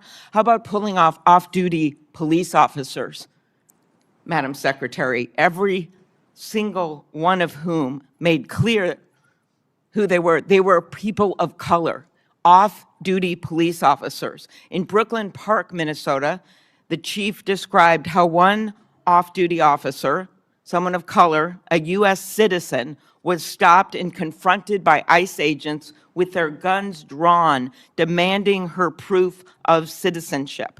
As Chief Bruley said, I wish I could tell you that this was an isolated incident, but the other chief said it had happened to their own officers. Why were these officers stopped? We have thousands of law enforcement operations that we do every single day. Do you think they were stopped because they were people of murderers color? and Were they rapists racially and drug profiled? traffickers Ms. off Noem. our streets? When I look at these American families that have been victimized by criminals that we have removed from cities and from communities, I'm grateful for the work that our ICE officers do. And by your Are only you focusing, defending stopping I would like off-duty to hear you police talk about officers some of the of color operations and that we've done dragging a to Hmong bring elder people out of to his justice. home? When you only talk about these situations like this that we are conducting, and you don't talk about the good work that they do to protect people from being victimized by people that are in this country that want to conduct violent crimes against them or take advantage of them. The laws need to apply to everyone, and we're out there enforcing the law. I am a former prosecutor, Context is Ms. Noem, and incredibly I important. have always in every worked with our situation. police well, but that's not what was going. These ICE agents were not following police procedures. After the killings of Renee Good and Alex Preddy, when I spoke to Alex's parents, they told me that you calling him a domestic terrorist, this was directly from them, the day after he was killed, a nurse in our VA, Alex, one of the most hurtful things they could ever imagine was said by you about their son. Do you have anything you want to say to Alex Preddy's parents? We were relying in the hours after that incident that was so horrific on information we were getting from the I ground from just our asked agents. if you had But I would anything you wanted to say to the but I would parents say- or to the family That's of what I'm Renee doing Good right after now, is you that called I them domestic can't even terrorists. imagine what they have gone through in the loss of their son and the loss of their family members. But It's how about absolutely specifically tragic, calling them and I domestic send terrorists them- without any evidence of Yes. that? Sir, ma'am, I did not call him a domestic terrorist. I said it appeared to be an incident of. I think the parents saw it for what it was. After the killings, the federal government refused to cooperate with state law enforcement. Agents blocked Minnesota investigators from accessing the scene. I know because I got directly calls from the mayor. I tried to call the DOJ. I tried to do everything I could because they were very worried about what was going to happen immediately, especially after Alex Preddy's death. Do you think that blocking local law enforcement from the scene of a shooting makes people safer? Yes or no? Actually, our HSI law enforcement officers risked their lives on that scene, preserving evidence and keeping the violent rioters away from the evidence so it What could be life was preserved for lost the at that investigation. scene, Secretary Noem? Yes, I It was understand that. Alex Preddy's life And that was after it lost. became very, Believe it is in the interest of justice to have a full and transparent investigation? is the investigations being led by FBI and internal investigations as well into this incident. Will you commit to reversing the decision to cooperate with the Minnesota Bureau of Criminal Apprehension, an agency of seasoned professionals that the agents worked with directly, FBI agents worked with directly to investigate after the shooting assassination of Speaker Hortman, after the killing of those two little kids in that church with the bullets going through those stained glass windows? In both incidents, our federal and local law enforcement worked together and are working together in those investigations. But they have been blocked, the locals have, from being part of this. Why is that, Ms. Noem? The FBI is leading this investigation, and I would leave that question for them to answer. Thank you. Before Senator Blackburn, without objection, I'll introduce into the record unaccompanied children case study that the Trump Health and Human Services provided to my office. These records describe horrible cases in which children were forced to work to pay smuggling fees, physical assaulted by sponsors, and denied chance to attend schools. The unaccompanied children case study are further evidence of the previous administration's policies to put children in harm's way. I appreciate the cooperation of the Trump administration. Is there any objection?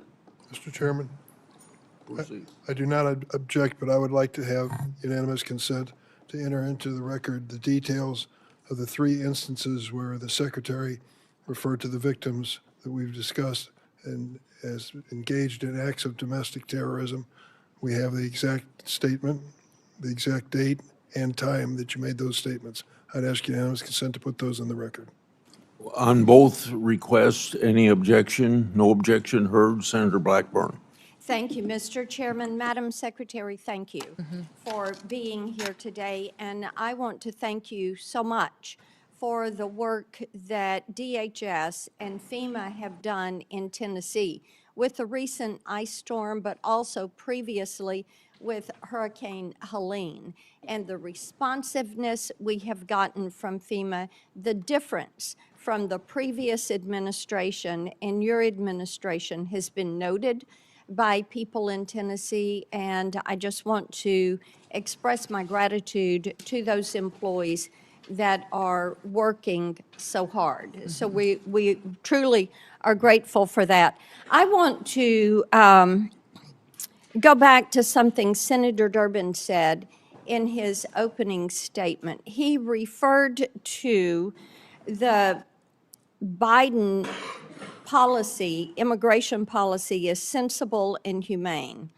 And in his comments, he said there was a sensible and humane way to deal with immigration, but he felt like Biden's policy was sensible and humane, and what you all are doing is not sensible and humane. And this struck me because the Biden administration allowed hundreds of thousands of those illegally entering the country. We have seen hundreds of thousands of migrant children that have been lost. There is nothing sensible and humane about that. There is nothing sensible and humane about having terrorists walk across our border and come into this country. There is nothing sensible and humane to these wonderful families who are grieving the loss of loved ones, that somebody illegally came in the country and took the life of their loved ones. So those comments really struck me. And I want to provide you the opportunity to respond to what Senator Durbin supported, the Biden immigration policy. We had hours and hours of hearings dealing with such. He supported the Biden DHS. But to me, there is nothing sensible and humane about allowing millions of people to violate the rule of law in the United States. And I yield to you for a response. Yes, well, thank you, Senator. When you look at the Biden immigration policies, I think Senator Durbin is ignoring the consequences of illegal immigration. Over 30% of the young girls that crossed that border during that invasion were raped and brutally harmed by people along the way. There's nobody that crossed that border, came in from Mexico, that didn't have to pay a cartel member to get into this country. Those cartels have been enriched and made sophisticated and professionalized by the money that Joe Biden facilitated putting into their pockets by allowing that invasion to happen and funneling people into the cartel's hands. I also would say that 4,000 people died during that invasion. When people were coming into this country, died because of the inhumane circumstances that were going on, from the heat that they were having to deal with, from drowning in the river. It was not humane what we saw being facilitated by the Biden administration. So every day, the people at the Department of Homeland Security get up to defend this country and our borders and the citizens that live here. I know, Senator Durbin, that you appear to be very concerned about illegal immigrants that are in this country. I will tell you that as a Secretary of Homeland Security, I am very concerned in doing my job and protecting American citizens. That's my number one priority, and I will continue to enforce the law and make sure it applies equally to everyone that's in this country. Thank you. Joe Kent, who is the director of National Counterterrorism Center, last year told the House Homeland Security Committee that there are at least 18,000 known terrorists that are here in this country. And I've heard from Tennesseans all weekend long about their concerns. The attack in Austin was really quite unsettling. And the awareness that there are these terrorists that are among the citizens here in our country. So would you lay out, not only for this committee, but for the American people, what steps are you and your team taking right now to make certain that we apprehend, detain, and prosecute these terrorists before they have the ability to conduct any act of evil? Well, Senator, when you let millions of people into this country unvetted, you truly don't know how many dangerous, known and suspected terrorists there may be in this country. We continue to do our investigative work. We continue to look at individuals that are here that may be committing crimes and working with local and state law enforcement where possible. What I would say is anybody that we know that the Biden administration has given green cards to or naturalized. We're going back and re-vetting those individuals, those who came in under refugee programs. We are re-vetting those individuals and interviewing them and talking to them to ensure that they are someone who is here appropriately and they didn't come in under a program that was abused by the Biden administration. We continue to use our intelligence and analysis department under the Department of Homeland Security to gather intelligence and cooperate with other intelligence agencies and with the FBI to go after and to prosecute those who would wish to do us harm. We're grateful for the American citizens that work with us, and we understand that people who are in this country illegally and have final removal orders should be detained. Our priority is going to continue to go after those worst of the worst and to make sure that we are getting them out of our country as soon as possible and brought to justice if they've committed crimes here. There are a couple of bills we were able to fund in the Working Families Tax Cut Big Beautiful Bill back during the summer, and we're so grateful for President Trump and the attention that he put on some of these issues of protecting the American people and making that the priority. And you know, that's a part of upholding our oath. I think many of us were struck last week when the president asked, do you think it's the first order of business to protect the American people? And many of our colleagues on the other side of the aisle just sat there. That was stunning.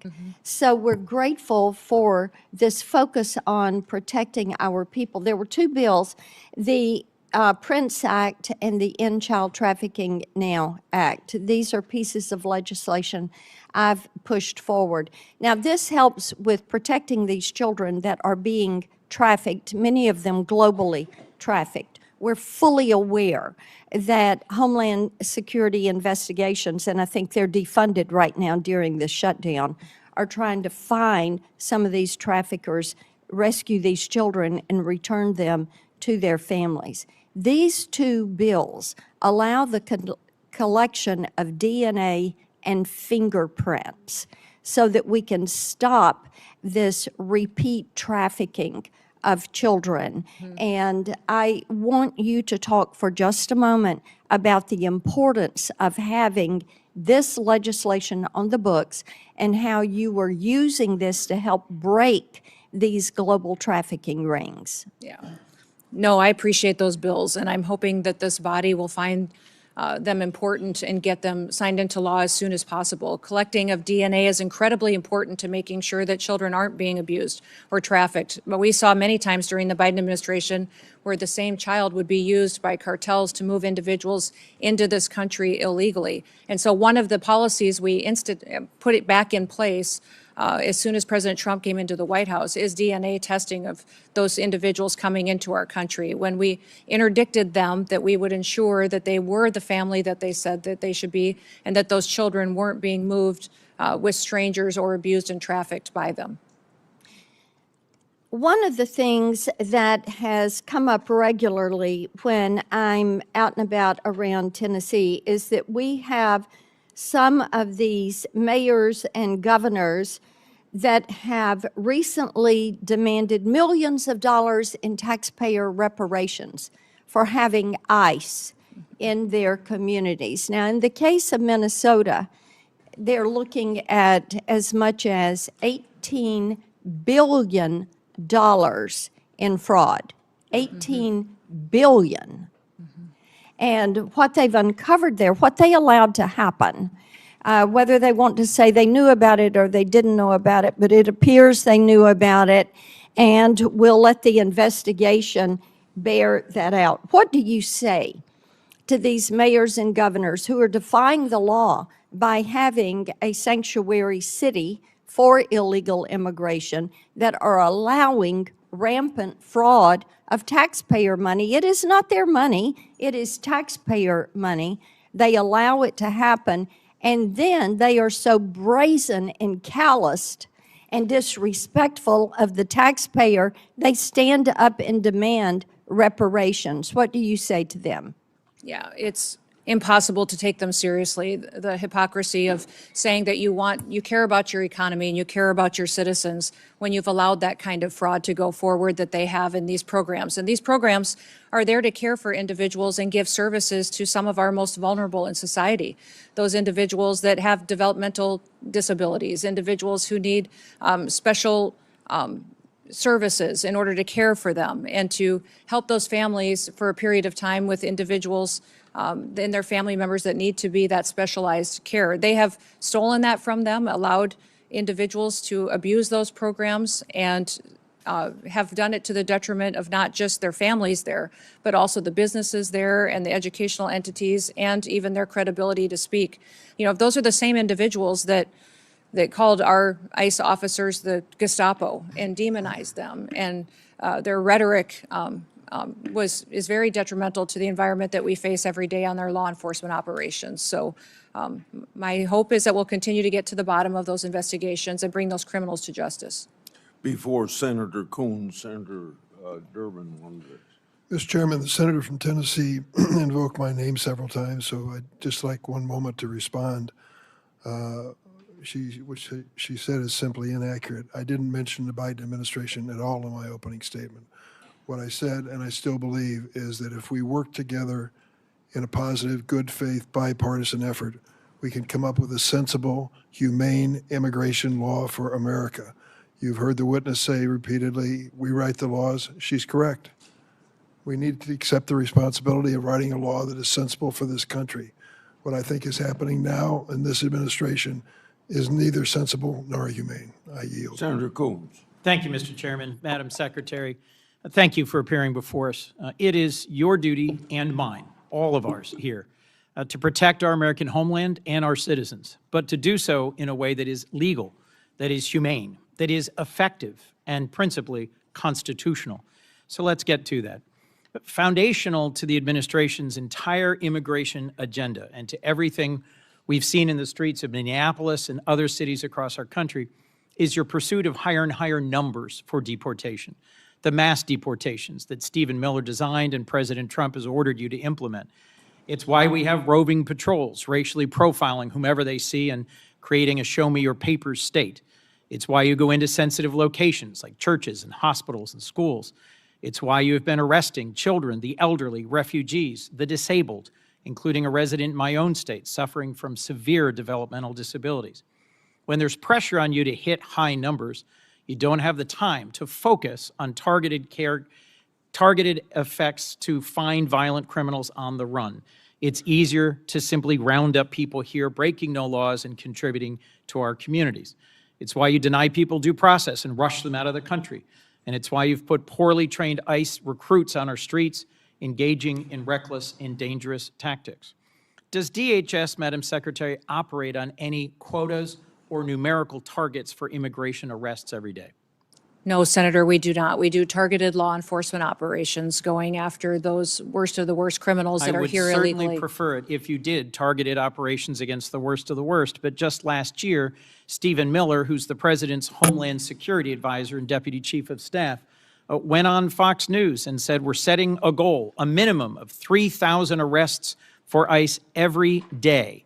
And President Trump is going to keep pushing to get that number higher and higher. He's the Deputy Chief of Staff and Homeland Security Advisor, and he oversees immigration policy for the president. What's your response to his public quote? Sir, there is no quotas at the Department of Homeland Security. When we do law enforcement operations, we do them on targeted enforcement, getting public safety threats off of our streets and out of our communities to protect the American people. Thank you. And you agree that setting quotas would actually put improper pressure on law enforcement to conduct themselves in ways that might not be in the best interest of their safety or the public. Senator, we don't have any quotas on our law enforcement Have you operations ever at the issued any guidance rejecting the use of numerical targets or quotas? I usually put out notices on things that are impacting our operations. There's been no discussion or requirement on numerical quota targets. Therefore, there would be no need to reject them in a memo unless I feared that they were being implemented, which they're Ma'am, not. here's why I think there might be real value in your putting out a memo saying, I reject any quotas. It's not just what Stephen Miller said last May. He's reportedly, and I have many press accounts of this I can submit for the record, making conference calls, berating agency officials, threatening to fire them, threatening to fire the leadership of field offices that are in the bottom 10% of arrest numbers. I would suggest that it's this constant drive for higher numbers that has been behind a lot of what we've been seeing in terms of the failure to actually focus on the worst of the worst and targeted enforcement, and to instead do things like roving patrols and profiling. Let's move on. Steve Bannon, long an advisor to the president, one of his earliest public supporters, recently said that ICE should be deployed at the polls in the next election. Will you rule out the deployment of ICE or CBP to polling places this November? There are no plans to have ICE officers at our polling locations, and. I'm glad do to you- hear that, but would you rule it out? Would you say it will not happen? Do you plan on illegal aliens voting in our elections, Senator? I do not. In Okay, fact, then the there should be Heritage no need to, Foundation. unless you plan on illegal Madam aliens Secretary, the voting. Heritage Foundation recently concluded that over a 20-year period where they reviewed hundreds of millions, billions of voting cases, they found only a small handful of actual cases of illegals voting. So I'm concerned by your rebuttal, which suggests you may be unfamiliar with 18 U.S.C. Section 592. Are you familiar with this federal statute that relates to sending armed men to polling places? There are no plans to send any of our law enforcement officers to But polling Madam locations. Secretary, you're sir. clear it would There be a have been federal illegal crime for you aliens. to do so. There are illegal aliens that have voted, and it's been proven in the past in certain cases in certain states. We provide a program to states. I think we have 27 different states that utilize our SAVE program now to verify individuals that are eligible to vote in their elections. And as states run their election systems, we encourage them to use that to make sure they maintain their election integrity. Madam Secretary, can you understand how when Steve Bannon says publicly, we should have ICE at the polls, and you say there are no plans, that's not enough to rule out the possibility of a violation of this long-standing federal law? Will you issue a directive that ICE and CBP should be nowhere near polling places this November? We have no plans to have ICE officers or law enforcement at polling locations. States are responsible for running their elections, and we're giving them tools and mitigation efforts that they can utilize in order to make sure they maintain the integrity of those elections and that individuals can trust their systems to ensure that their vote counts. Let me move on to training. I was long responsible for the second largest police agency in Delaware. I understand and recognize the critical role that training plays in keeping law enforcement officers safe, in making sure that they perform their important duties as effectively as possible, and that they understand the obligations of policing in a democracy. A whistleblower recently testified that ICE's training process is, quote, deficient, defective, and broken, raising concerns about how you cut training time in half, reducing training hours by 240, and cut out key courses on the use of force and constitutional obligations. He also testified to a culture of fear that pervades ICE and a constant effort to churn out more trained officers in order to achieve higher numbers. Your department put out a statement that they've been reduced for any recruit compared to where they were, say, a year ago.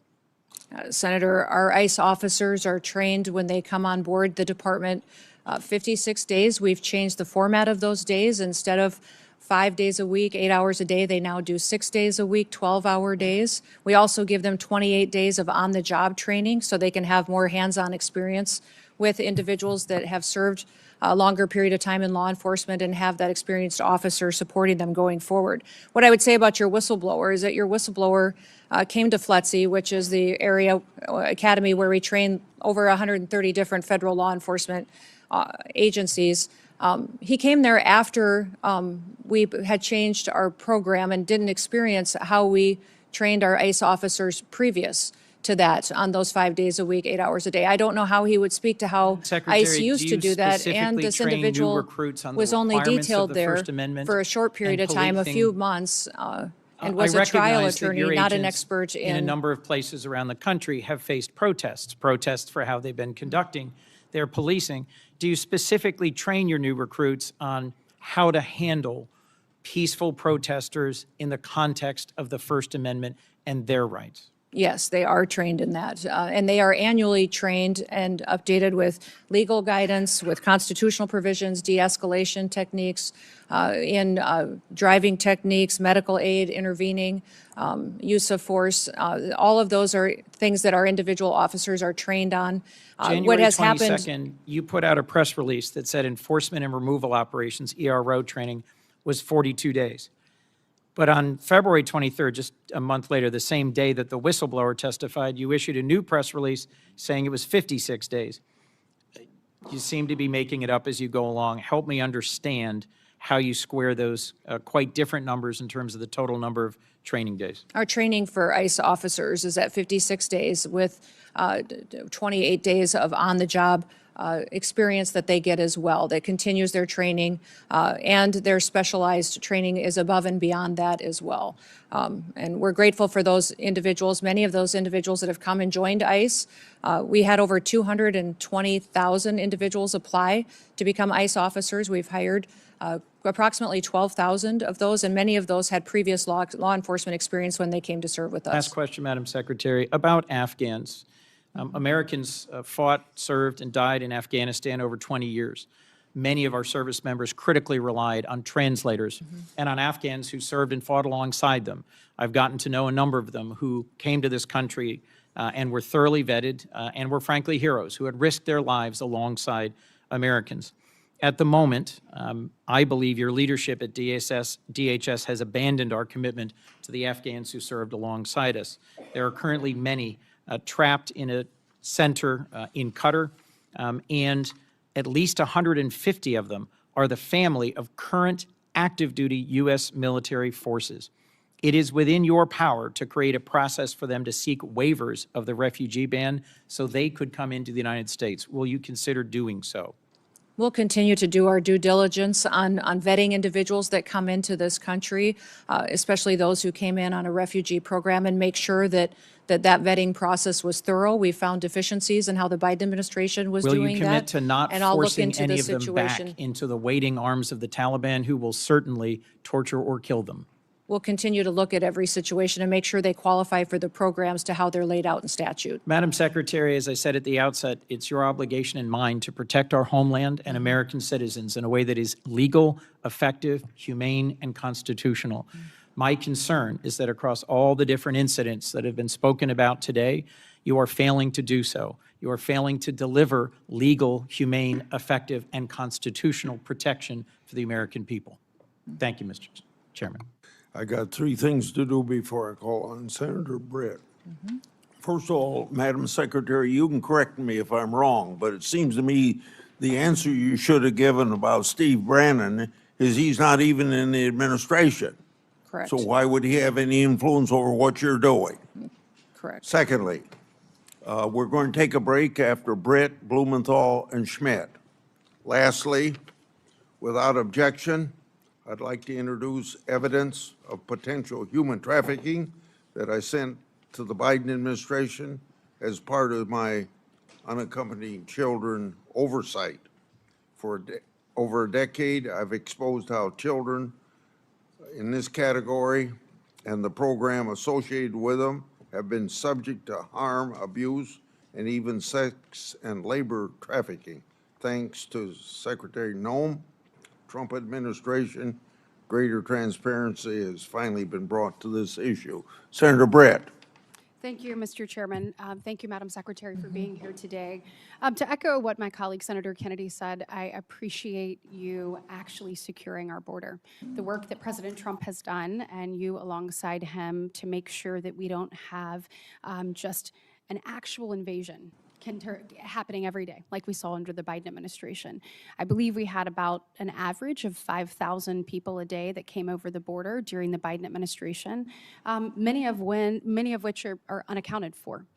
When we're looking at kind of what is ahead of us, I've heard Senator Blackburn and others kind of bring this up to you, but I am thinking about the children that we know that came unaccompanied, many of them with a phone number written on their arm or taped to them. Senator Blackburn mentioned that the Biden administration did away with the DNA policies. We know many of these children have been trafficked into our interior. You mentioned the rape, that 30% of women, is that right, that came correct. across our border were most likely raped in the process. The 4,000 people that died, the inhumane circumstances that were created, and the enriched cartels as a result. As a result of 4 years of the Biden administration, the cartels were stronger and more prosperous, and unfortunately had a greater grip on our interior. It is your job to make sure that we unwind that we keep American families safe, that we abide by the law, that we enforce the law. The way we do it matters. We have to do it the right way. But there are countless families sitting behind you who have either had a loved one injured or lost because of the lack of enforcement of the previous administration.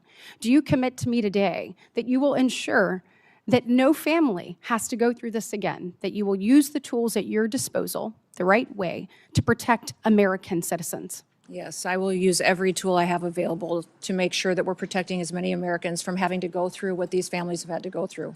And Secretary Noem, I want to talk to you about these children. Where are they? Yeah. We didn't have hearings about them under the previous administration. I want to know where they are. How many children do you think are in our interior unaccompanied for? Are they being sex trafficked, labor trafficked? Where are they? Yeah. And how many have you found? And what is your plan to find all of them? Every one of those children deserves to be seen, deserves to be found, and I appreciate the president's commitment to making that happen. I want to know what you're going to do to follow through with it.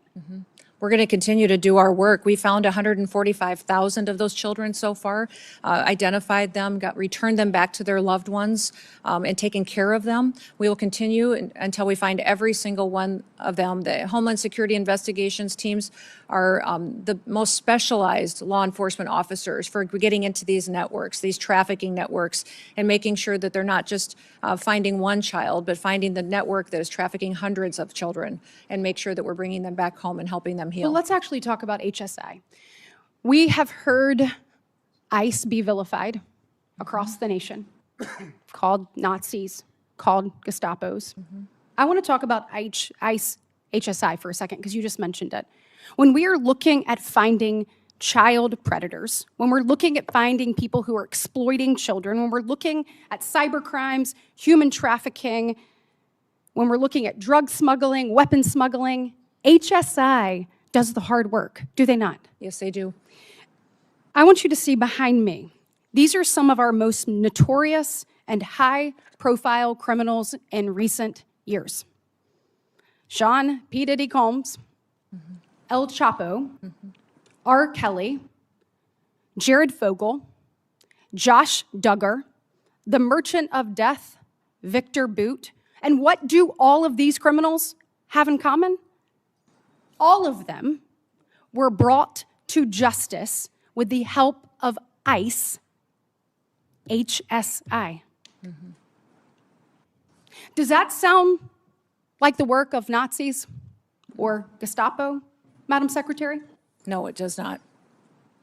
This sounds like an agency that is working for the American people, who is taking bad actors off the streets and is doing the hard work for our most vulnerable. Can you speak a little bit to the work that you've seen HSI do? These HSI officers are, I believe, the most exceptional law enforcement officers that we have at the federal level. They specialize not just in identifying sex traffickers and human traffickers, but also any kind of money laundering, financial investment. They partner with our other intelligence agencies to use that information to build cases that we then win in prosecutions and hold those people accountable. And they all have families. They all have families that they care deeply about, and when you talk to them, they will go on and on about how they do their work to make sure that families in the United States can be safe and that they have a future and they can walk down the streets and continue to be entrusted that their kids won't fall victims like they see so many times in their work when they do these types of cases. Changing gears a little bit, when we're talking about just immigration enforcement in general, I know I've had a number of questions from constituents over the weekend about the number of known and unknown terrorists in our interior. We know the numbers that came through the border, but we also know the countless numbers of known gotaways that we don't know who they are, where they're going, or what their intentions are. Madam Secretary, what we saw in Austin, I think, was chilling to so many people. We want to make sure that we are doing everything possible to locate terrorists in our interior and to obviously capture and get them out. Tell me what you're doing to make sure that that happens and what the American people need to hear from you. Well, first of all, Senator, let me thank you for your work to get the Department of Homeland Security funded so that we can use everything and every tool available to us to go after these threats that we face, both foreign and domestic. These individuals that we've brought to justice already include over 1,500 known and suspected terrorists that we have already found in the last year that President Trump has been in the White House, and we brought them to justice and removed them from our country. We also have thousands and thousands of gang members, MS-13, TDA members that have partnered to victimize people and perpetuate violence upon them.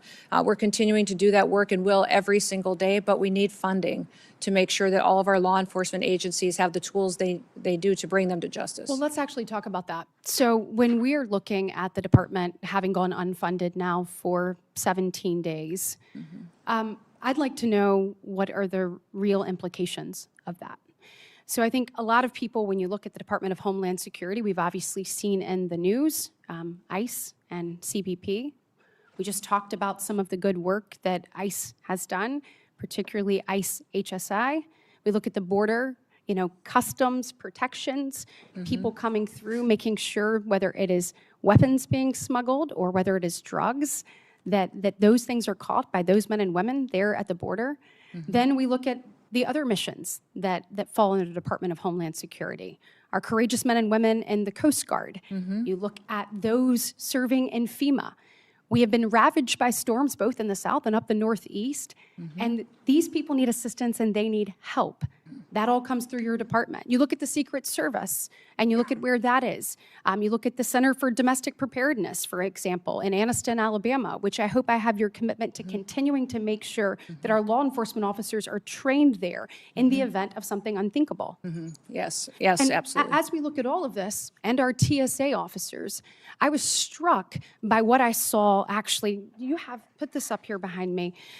When you see what's happening with people going without pay, again, so you have people like a TSA officer that went without pay for 43 days in the previous Democrat-led shutdown, and here they go once again. The financial insecurity that comes from that is tremendous. We heard reports of officers sleeping in their cars at airports to save money on gas, selling their blood and plasma, and taking on a second job to make ends meet. Some are just recovering from the financial impact of the 43-day shutdown, and many are still reeling from it. We cannot put them through another such experience. In the last minute left, will you tell us the real implications of this shutdown on men and women that stepped up to serve our country in the highest way to keep our homeland safe and secure? Yes, I'm grateful for our TSA security officers that are still showing up and doing their jobs, running those security checkpoints, even though they're not collecting a paycheck. A couple of the stories that I had heard when I spent time with them just in recent days was one individual whose wife needed cancer treatment, $1,200 treatment that he couldn't afford, and had to go and borrow money so she could get her cancer treatment because he wasn't getting his paycheck. Another individual who had 9 children, was raising 2 of his grandchildren as well, that was struggling to pay his bills, took a nighttime job as a welder just to try to keep food on the table for the responsibilities that he had. These people joined TSA because of 9/11, because they wanted to be a part of keeping people safe in the United States and defending our homeland. Beyond that, FEMA, our ability to fund disaster response is virtually gone. It needs to be refunded. Our FEMA employees are out there doing work every single day, but we have 10,800 individuals that are funded out of the disaster relief fund that could potentially not be there for them and not respond to individuals who need it when they have those terrible storms or devastating crises. Thank you for your work, and I'm hopeful that we can work with our colleagues on the other side of the aisle to find a pathway forward to fund the Senator department. Blumenthal. Thanks, Mr. Chairman. Thank you for being here today. Madam Secretary, for a year, you maintained that no U.S. citizens have been arrested or detained by ICE or CBP. After hearings that I conducted in the Permanent Subcommittee on Investigation as the ranking member, you admitted finally in a letter written to me just last month that, in fact, U.S. citizens have been detained and arrested. I'm going to ask, Mr. Chairman, that that letter be entered into the record. Thank you. You put the number as 38. Far more American citizens have been arrested by ICE and CBP, probably in the hundreds, perhaps the thousands. Have you met with any of the American citizens who have been detained or arrested by your agency? The individuals that may have been detained and arrested were individuals that could have been obstructing law enforcement operations haven't met and with committing them, crimes correct? that way, and that we would I'd have like been to individuals introduce you to until their 3 of identity was them. confirmed. Leo, Javier, and Marimar, would you please stand? These three individuals, Madam Secretary, were arrested by your agency, Leonardo Garcia Venegas, Javier Ramirez, and Marimar Martinez. Do you know what your agents did to Leo Venegas? I'll tell you. On May 21 of last year, they entered the private property at a house that he was constructing without consent, without a warrant, illegally. Again, on June 12th, they entered private property, a home where he was doing construction. He is a United States citizen, born in Florida. They seized him and ignored and disregarded his proof of citizenship. Wouldn't you agree with me that no U.S. citizen simply working lawfully should be arrested? In law enforcement operations across the country, there are times when U.S. It's a citizens simple yes or may no. be arrested or detained until Would their you identity agree is with me, confirmed Madam and that they Secretary, haven't that committed a U.S. crime. citizens should not be arrested when they are obeying the law, they have no criminal record, and they are engaged in a lawful activity? Sir, in situations where law enforcement, regardless of the agency across the country, when there is probable Let me cause, tell an you about individual Javier may be- Ramirez. Do you know what your agents did to Javier Ramirez? He was on his own private property when he was assaulted by masked agents, his own property. Without a warrant, without consent, they said, get him. He's Mexican. He was violently slammed into the ground while being handcuffed and taken into custody, despite telling officers that he is a United States citizen and even showing them his passport. And when he was asked what he was being arrested for, you know what they said? We don't know. Wouldn't you agree that targeting someone just because he is or looks like he is Mexican when he is a United States citizen is wrong? Senator, we do not target people based on their race or ethnicity. We do targeted operations Well, based on criminal backgrounds and This story information goes that we on, have. Madam Secretary.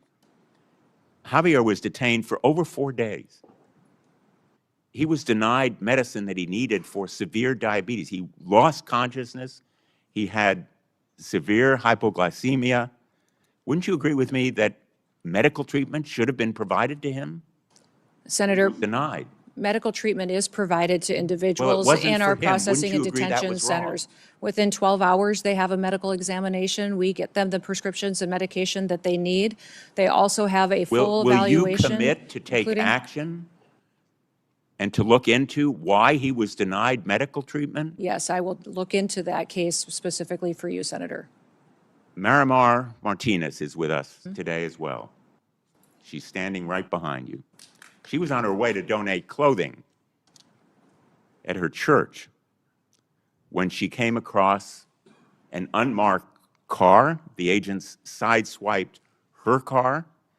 3 masked agents in camouflage stormed out, and one of them pulled out his gun and fired at her moving vehicle, hitting her 5 times. She almost bled to death. Wouldn't you agree that shooting Miramar Martinez on her way to donate clothing at her church, a United States citizen from Chicago, is wrong? Sir, I don't know the situation or the case. I'll look into it to ensure that all Well, the I'm glad procedures were you'll look followed into properly. it. Miramar, by the way, was falsely charged with impeding law enforcement, but the case actually fell apart. The judge dismissed it as being trumped up. He dismissed it with prejudice. And in fact, the agent who shot her, I'm not going to name him, but you know who he is, was quoted on social media the day or so afterward. And he said, quote, I fired 5 rounds and she had 7 holes. Put that in your book, boys. And quote, cool, I'm up for another round of around and find out. Will you join me in condemning that agent? Sir, that situation, I don't know the details of, but I will look into that. I don't know why you can't join me in saying to shoot Miramar, almost cause her death, and then brag about it. Wouldn't you agree with me that it was wrong? Well, sir, the way that you have portrayed it, it appears to be, but let me look into the case so I can speak to the specifics of it. In fact, apparently, contrary to what you just said, you actually supported the agent who shot Ms. Martinez 5 times. He's quoted as saying, when he was asked, everyone has been supportive, including Chief Bovino, Chief Banks, Secretary Noem, and El Jefe himself, referring presumably to President Trump. Is the agent who shot Ms. Martinez still on the job? Sir, our law enforcement officers conduct operations every day according to procedures and to training and the experience that they have. When there is the agent when there is something that who is not shot done Ms. properly, Martinez still on the job carrying a gun? I don't know the details. I will find out and get that information to you. Would you agree with me that he shouldn't be on the job I carrying will a gun? look into this case and get back to you on the details. I'm I not think familiar Americans with it. would find it absolutely terrifying that that agent is still on the job carrying a gun. And the fact that you can't tell me that you will take him off? Sir, do you know who Angel Samanago is? Do you recognize that name? You know, This is I an think we're individual talking about that was an murdered egregious in your illegality state here, by an a illegal violation alien, of rights and trust. duct taped. The answers are It looks very like it was simple, an assassination. And I would have hoped I haven't that heard you say you one could give victim's better name answers today from illegal to these immigrants that three are here individuals. perpetuating Would you like violence to say against anything people. to Ms. Miramar, Ms. I'd like to hear you Ramirez, say the or name Mr. of one of our victims Venegas? of illegal criminal activity and fight for one of those victims so that we can stop as many of them from being created in the future by people who should never be in this country to begin with. Illegal individuals and charges aliens that are against in this country. Ms. Martinez were dismissed with prejudice. Let me ask you about a memo that evidently was written by the acting director of ICE. This memo, have you seen it? I can't tell what it says. I see lots of memos. I see Well, this many, memo many a is day. by Acting Director Todd Lyons. It's been frequently referenced in the hearing that I conducted by the whistleblower who testified, Brian Schwank, as being the basis for instructing ICE agents. It specifically says that ICE agents should violate the Fourth Amendment and break into people's homes without a judicial warrant. Do you agree with it? I will look at that memo, sir. I can't read it from here, but if it's referencing administrative warrants, that is the proper legal tool that this body has given us to utilize on immigration enforcement operations. Those administrative warrants were provided and affirmed by the Supreme Court. Let me ask you one last and we'll question. continue to use those. Madam Secretary, does Corey Lewandowski have a role in approving contracts? And if so, what is that role?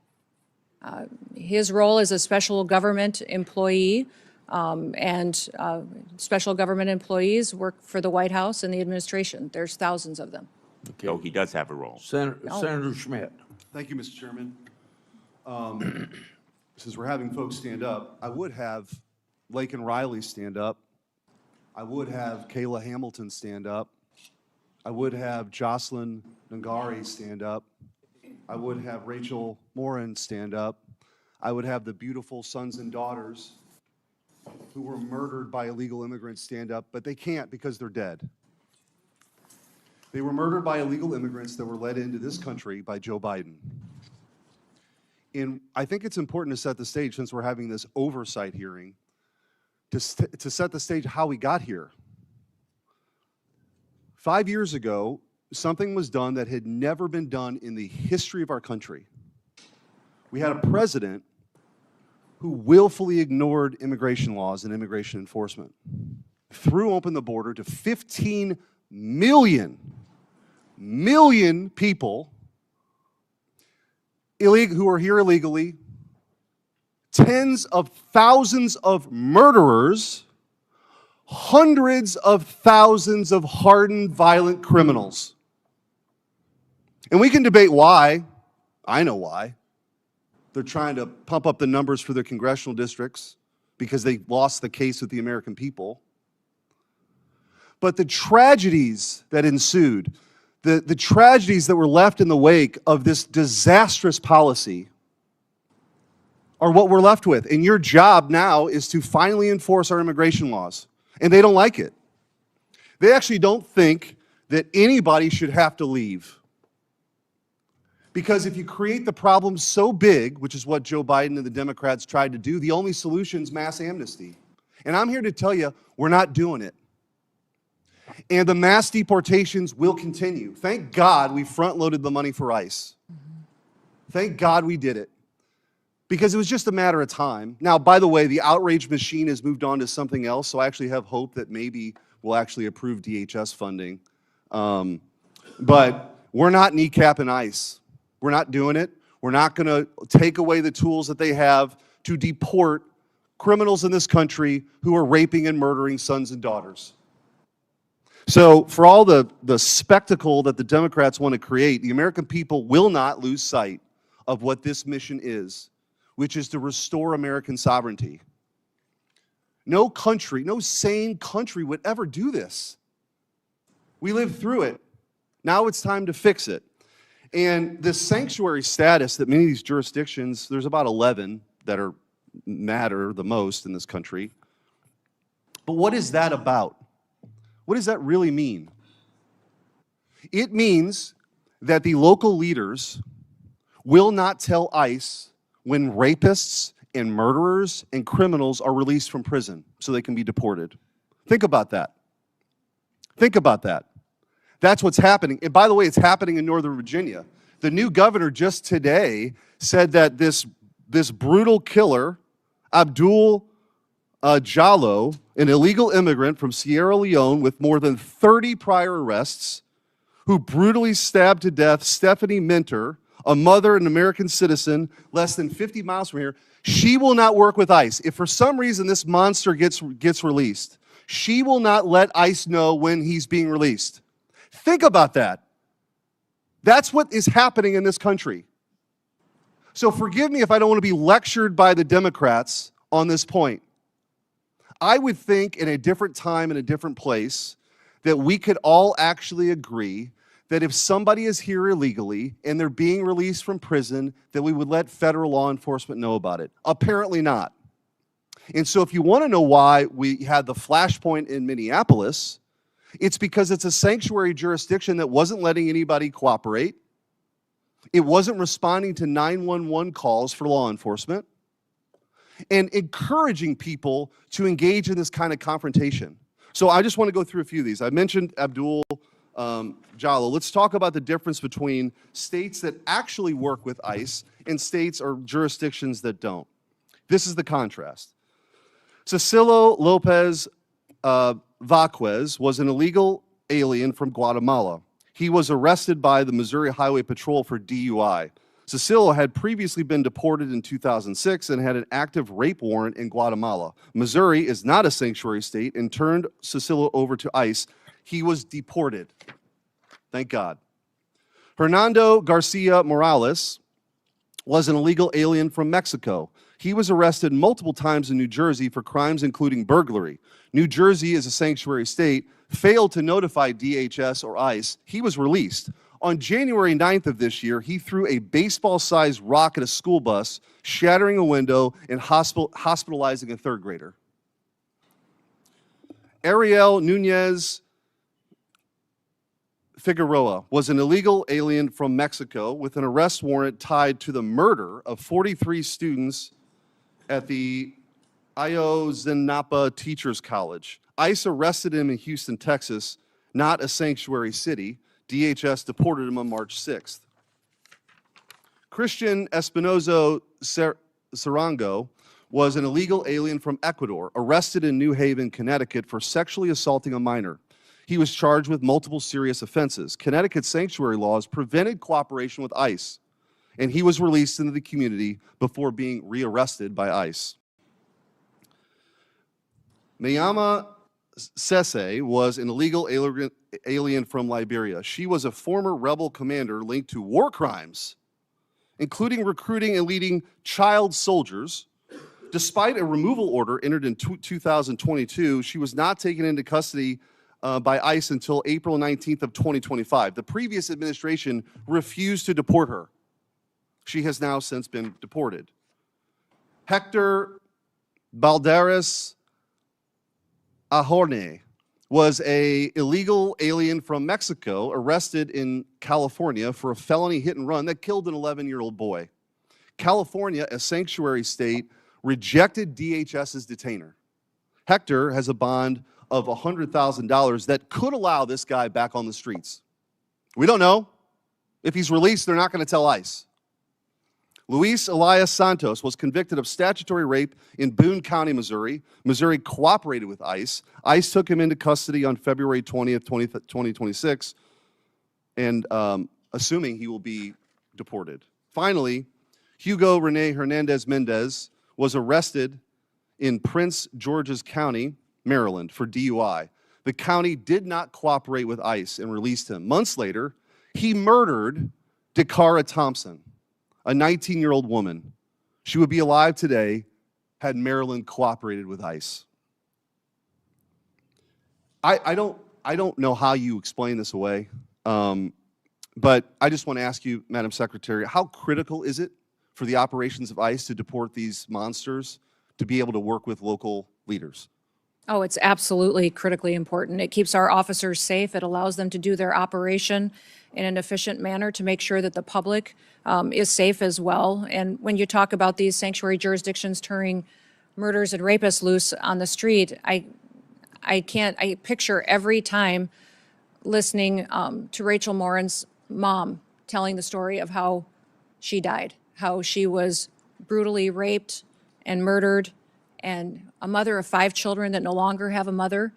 And that individual who raped and murdered her was released 3 different times, back out to perpetuate more crimes. And that's what I don't understand, the argument that these Democrats are making. Do we have to wait until someone who's in this country illegally creates another victim before we hold them accountable and get them out of our country? Why do we have to wait until there's more murder victims? We need it in sanctuary cities. I want to ask you real quickly, we talked about illegal immigration, the time I have left, legal immigration and the abuses we've seen. I've written to you about H-1B and OPT, and for those listening, the H-1B program was marketed as a program to bring in the best and the brightest for people, for jobs that we don't have people for. That's been patently false. What's happening is this abuse is that American citizens are being displaced by cheaper, more obedient foreign labor.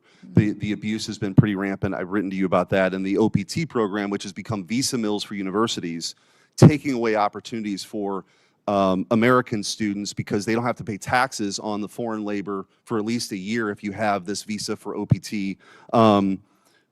Anyway, there's been rampant abuse we've seen. I've written to you about this. I appreciate your response. I want to just, with the remaining time, you committed in that letter to reevaluate OPT's scope and duration. I just want to ask you, what's the timeline for that review? Will you commit to completing that reevaluation this year? Yes, we are. We're continuing to do that review now, and it will be completed here in 2026. Thank you. Thank you, Madam Secretary. Thank you. In 30 seconds, we'll take a break. I want to say law enforcement continues to face a record amount of threats in the course of their duties. This is unacceptable. As I mentioned earlier, any loss of life is a tragedy. When rare instances occur, potential misconduct is investigation, and these investigations should play out. We'll stand at ease for a few minutes.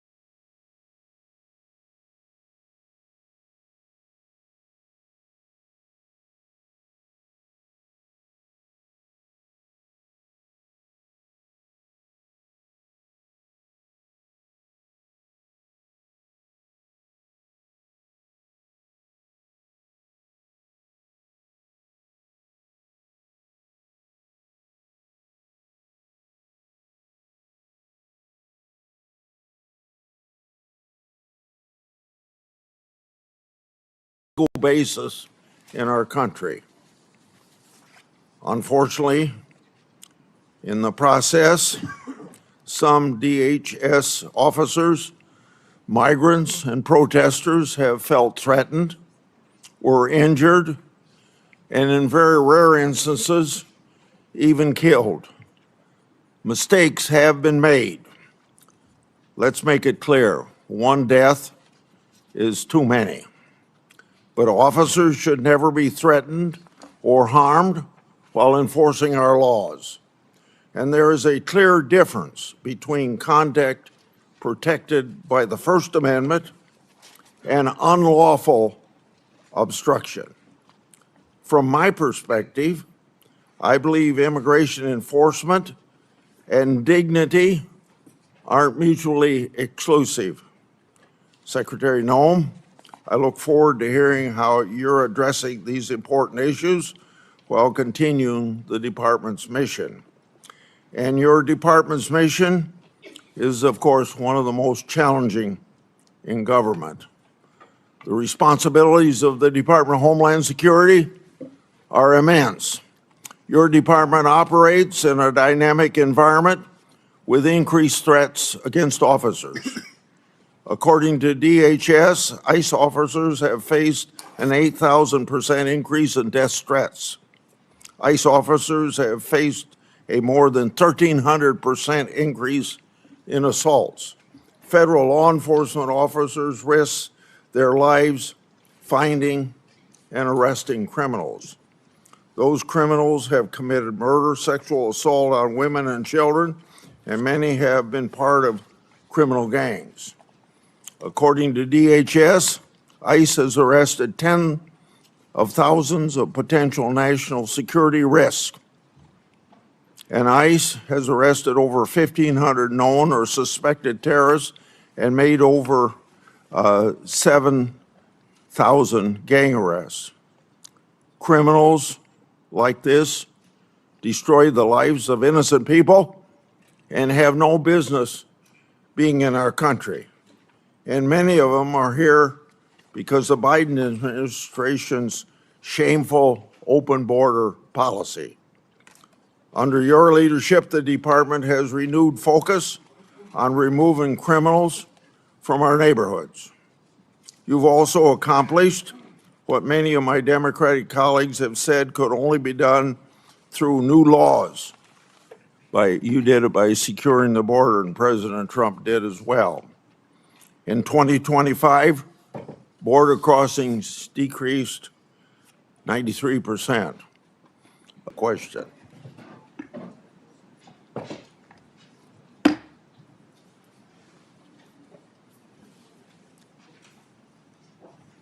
How'd you know she was in the hall? She'd be here by now. At least that's what they tell me.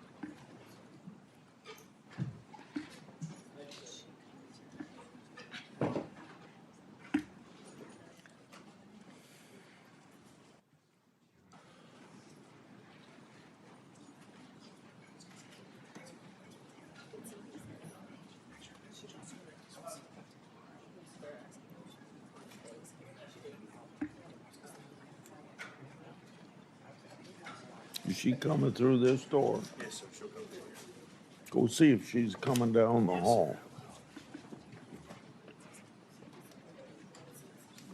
She's down the hallway. She's walking down the hallway now, sir. Yeah. I just checked, the secretary is coming.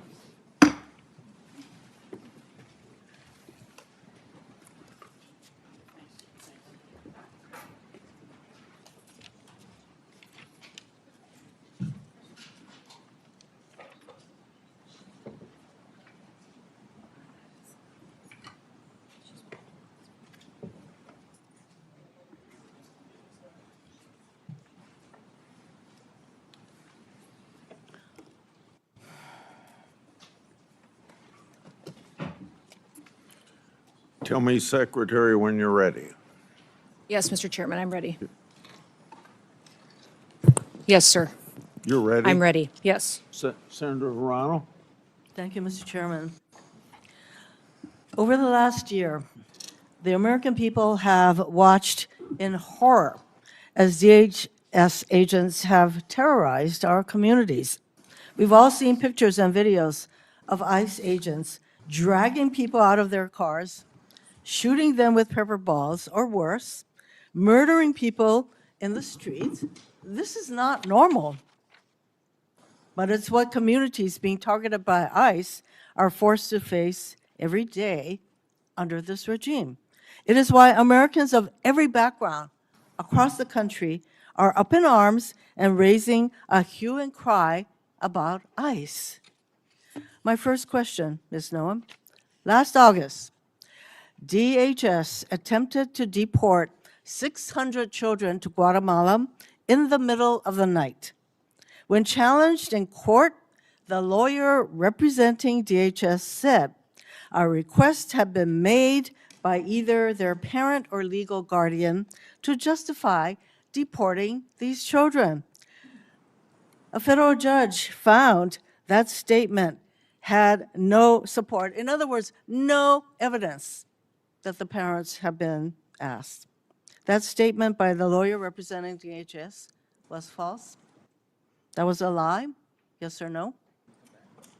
Ma'am, in that situation and in many others, we're working to return children back to their parents so they can be with their families. And specifically in Guatemala, we were stopped by an activist judge from returning those children to Ms. some of their Noem, family the members. And we'll answer continue to work is- to reunite them. That was a lie so that because we the can keep judge people said together. you lied. These poor Your angel families attorney behind me will lied. never have their children again. And Reclaiming that's my one of my time. motivations every day.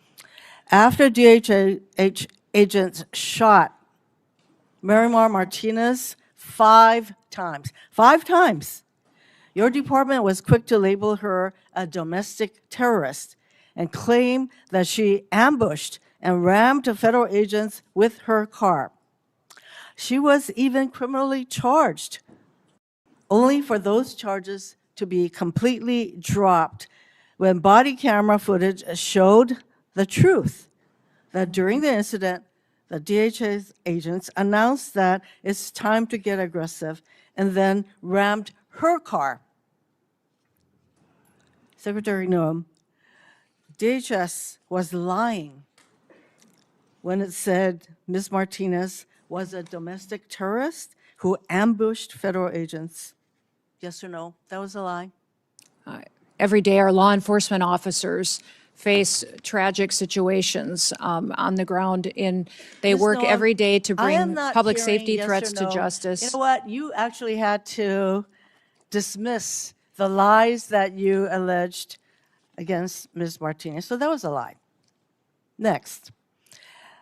After DHS agents shot and killed ICU nurse Alex Pretty, you were also quick to label him a domestic terrorist.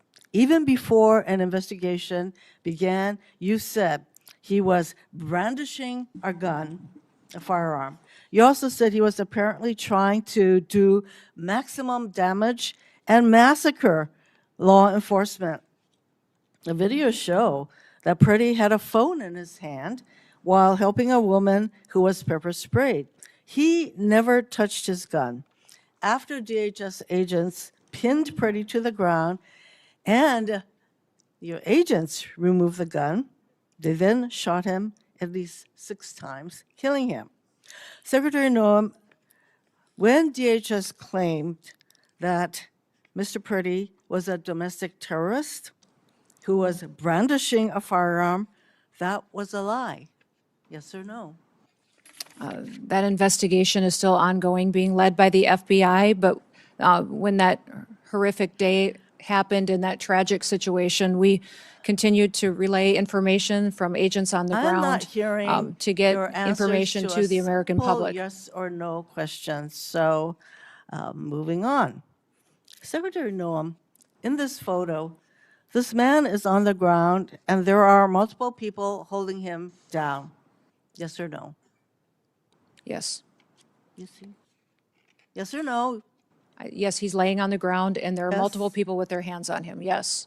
So that is what the American people saw. This man is completely subdued on the ground with multiple DHS agents on top of him. Despite being pinned down, a DHS agent soaks him with pepper spray, which can blind and burn a person. You can't even see his face. That yellow substance is pepper spray because your agent deemed it necessary to cover his face with pepper spray.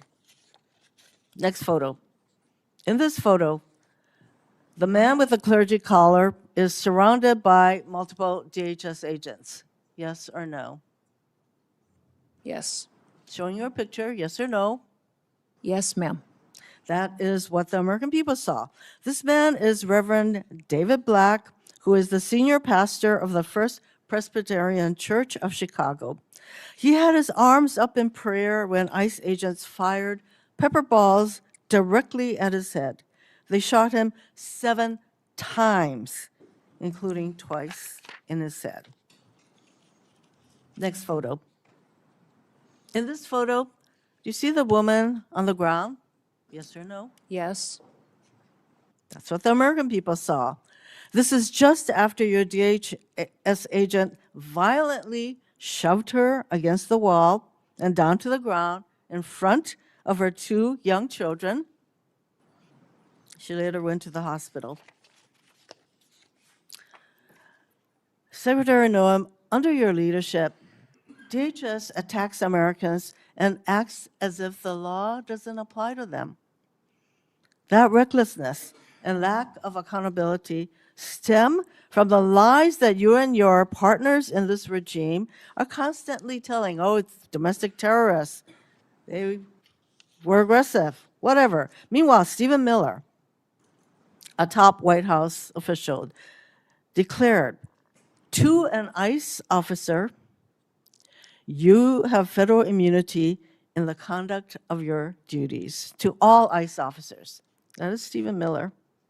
When DHS agents hear what you and the White House say, those agents think they can do anything. They know there will be no accountability for their lawlessness. They know that when they fire their weapons without restraints, you will immediately and reflexively blame the victims and label them domestic terrorists, regardless of the circumstances or facts. That is exactly what happened when DHS officers shot and killed Renee Good. DHS agents pulled up to her car, surrounding her. Moments later, a DHS officer shot her 3 times through the car window. She died. In response, you blamed Renee Good, saying she committed an act of domestic terrorism. Vice President Vance was then quick to say that the ICE officer who killed Ms. Good is protected by absolute immunity. No wonder we saw DHS shoot and kill another innocent person mere weeks later. The lies that you and this regime spread are creating a culture that fosters abuse of power. This is the reason we need clear guardrails on DHS. No more masks, no more warrantless searches, no more roving gangs of officers terrorizing our communities. We need DHS to meet the same use of force standards that local police need to meet.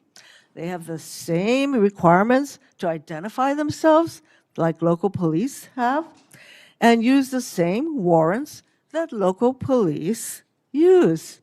In other words, we need immediate guardrails to rein in the lawlessness that you have unleashed. Mr. Chairman, I am done with this witness.